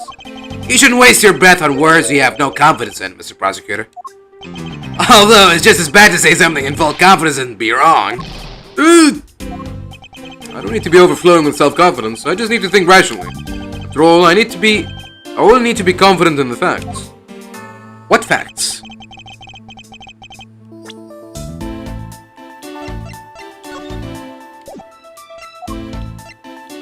Is there blood on the statue? No.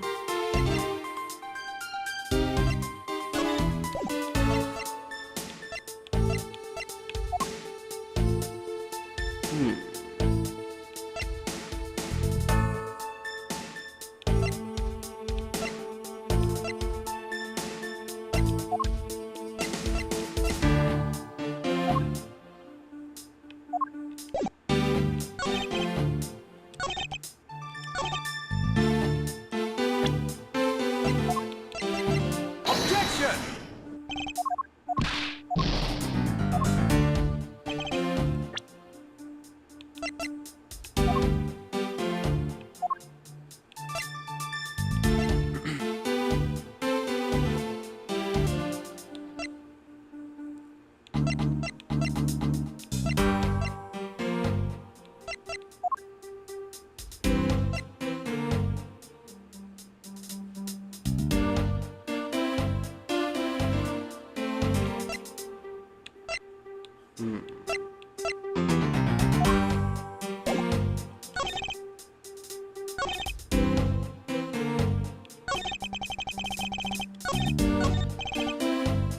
It's simply not possible that the samurai sword is the real murder weapon. So I should focus on proving that point to Agent Lang first. The samurai sword is not the weapon. How do we prove that? I don't know.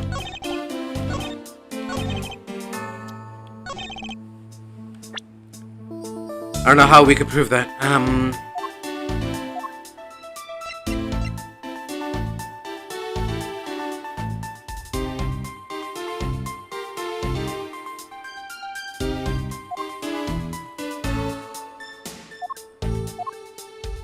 Objection!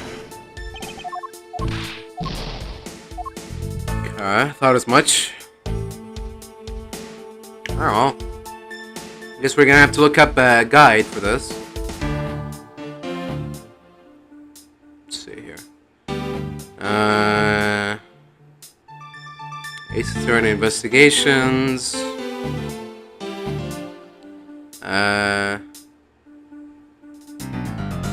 Where are we? Tournament of Blaze. Middle.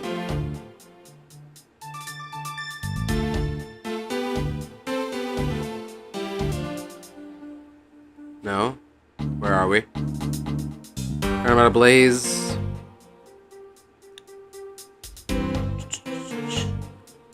Which part are we on right now?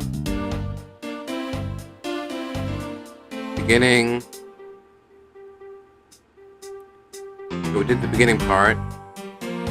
Middle. Where is it? Oh, okay.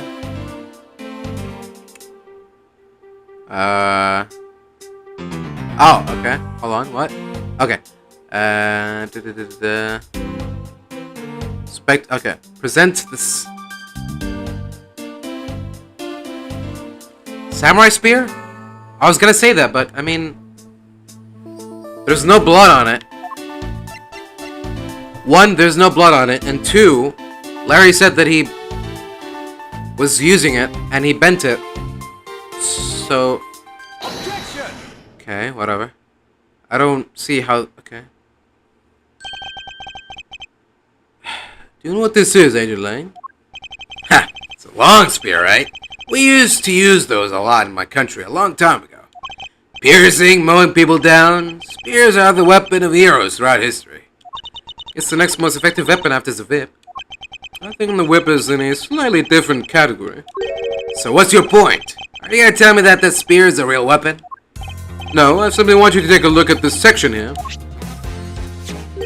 Way it's bent. Precisely. Apparently, a certain troublemaker hit it against the wall in this embassy earlier. And as you can clearly see, the insides of the Steel Samurai's weapons are hollow. In other words, they're replicas that aren't Oh, right. Right. Okay, I see now. If the spear tip is hollow, then that means that the Steel Samurai's katana is also hollow. Okay, I see. The replicas aren't strong enough to deliver a damaging blow, let alone the multiple strikes necessary to bludgeon someone to death. And yet, there's not even a dent on the samurai sword. How do you explain that?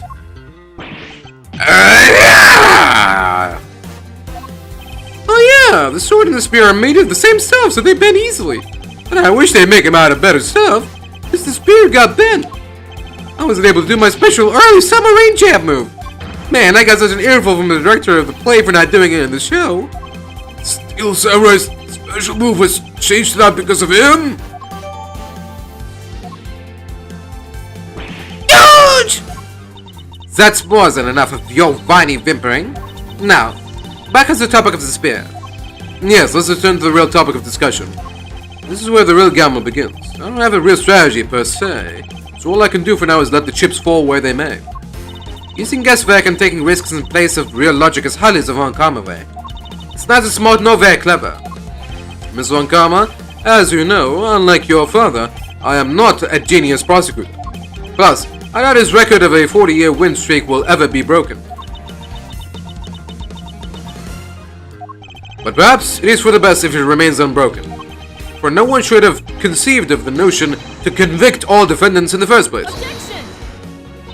What a foolish statement from a foolish fool who hates to lose. It's the job of a prosecutor to make sure that all the defendants are found guilty in court. There's nothing more important in this world than a perfect victory. Hold it! That may be your opinion, however, I don't believe that's all we are. As a prosecutor, what I pursue is not the perfect victory, but the perfect truth. And if that means that the bridge I must cross will crumble beneath my feet, let it crumble as I walk toward the truth. Not so fast! You're good at keeping me entertained, Mr. Prosecutor. You know, humans are delicate creatures. Slightest bump and we expire. I'd like you to consider, if you will, the possibility that the sword was used in such a way that the attack killed Demes 2 without bending it. So what do you think of my hypothetical scenario? I think you know what to do here, right? What you need? Of course. What I need is evidence even he can't refute. This is it. It's time to bring this to a close.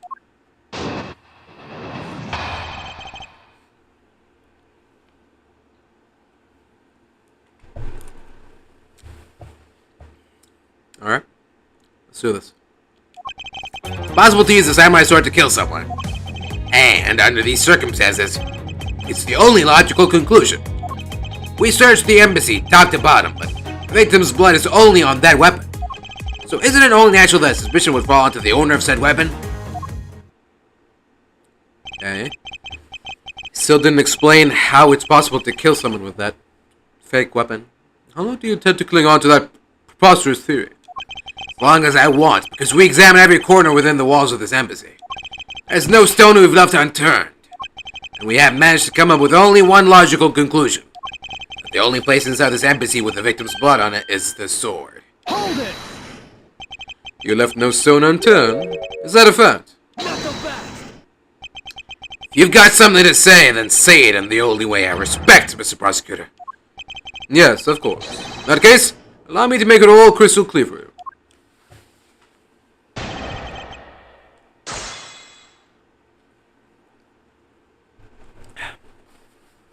So it's...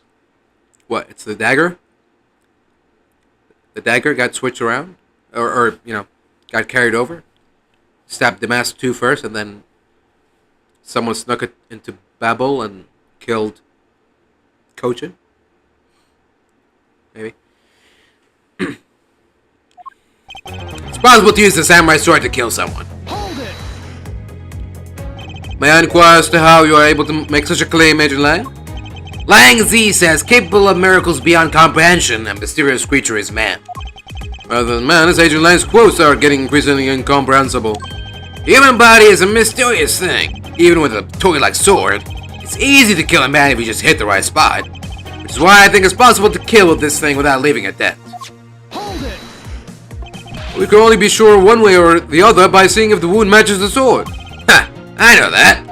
But as long as it's a possibility, I can proclaim it as much as I'd like. Excuse me. And under these circumstances, it's the only logical conclusion. Oops. Hold it!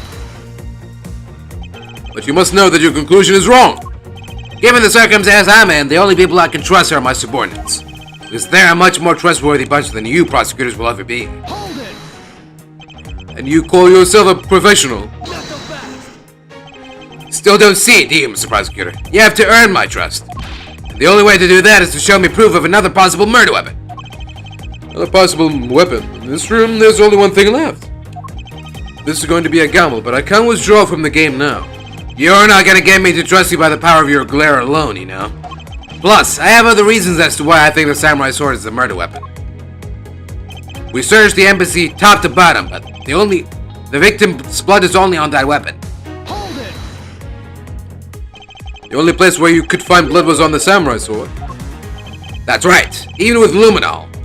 Which means that there are no other possibilities outside of what I've already outlined. Do I have a problem with Agent Lang's assertion that the samurai sword is a weapon? If you believe that there is no other door of possibility left to open, then allow me to force one open for you. Not so fast! Huh, and how do you plan to do that? By showing you what may possibly be the real murder weapon. Not so fast! Ha!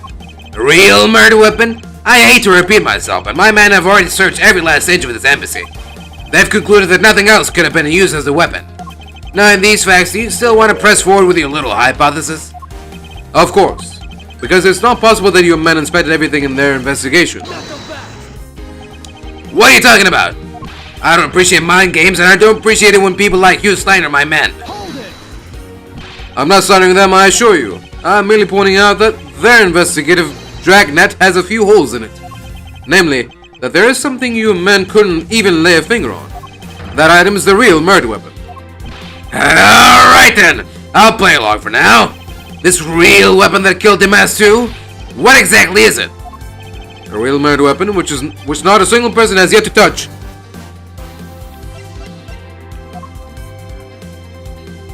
Take that! Is this the National Treasure of Albast?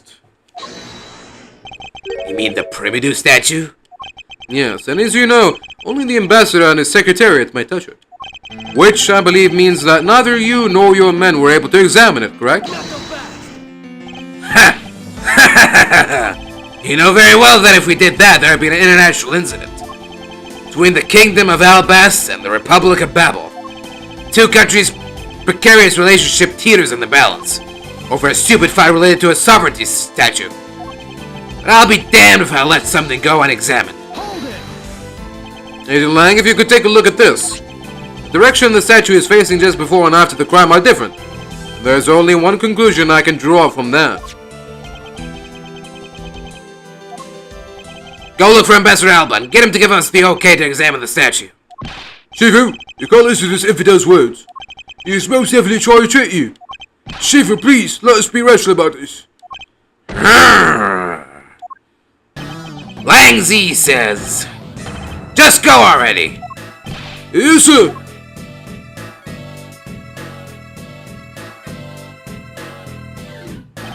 Shifu, Yeah? I'm really sorry, sir, but I was unable to convince the ambassador. I was unable to obtain permission for us to examine the primitive statue. Huh, I see. This. But then the investigation is at a standstill. Agent Lang, I will go and speak with the ambassador personally.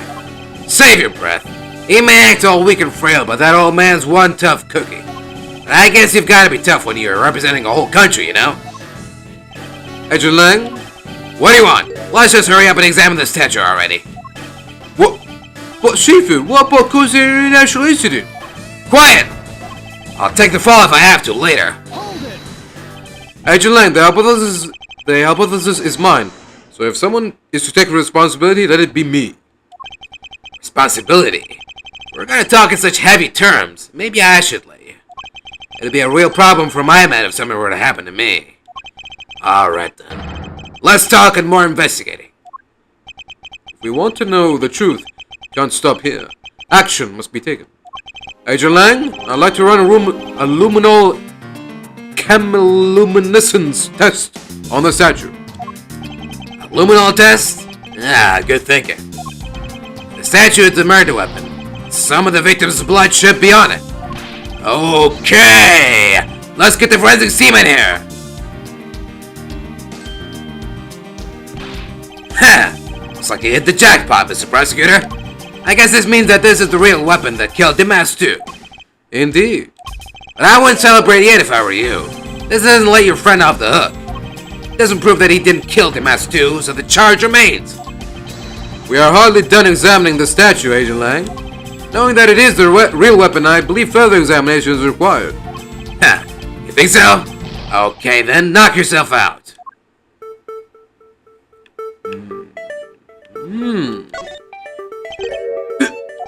What do we have here? This dirty smudge. Looks like a handprint. What's a definitive bit of evidence like you doing under here? Looks like we've got some fingerprints to analyze. Worst case scenario, these prints belong to Larry. But it looks like it's too late for me to do anything about that now. Hey, forensics guy! I want the results on these fingerprints ASAP, you hear me?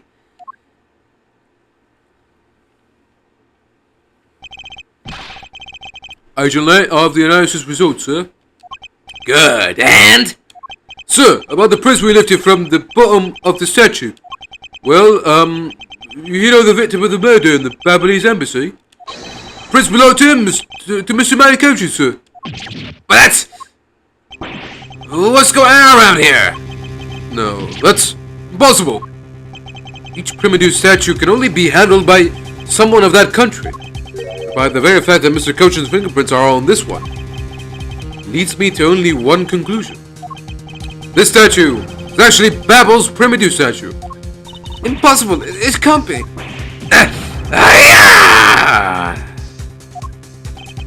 Larry never once set foot on Balinese soil, so he was free to go.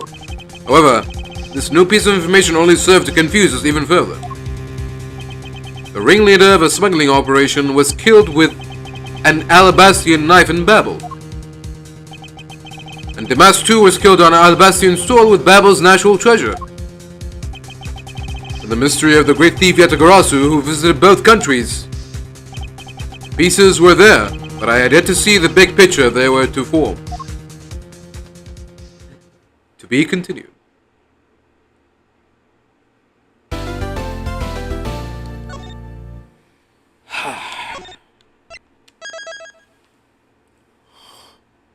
Alright. Well, we're still in the middle part, but I'm a little worn out after all the yelling and loud voices and stuff, so I don't think I can do another segment. Considering how this, we started like, when did we start? We started like 2 hours ago, right? Yeah, it's a 2-hour session, so 2 more hours, I don't know if I could do it. I don't know if I got it in me, so yeah. We're going to stop now and continue later. Yeah, so thank you all for watching, and see you soon.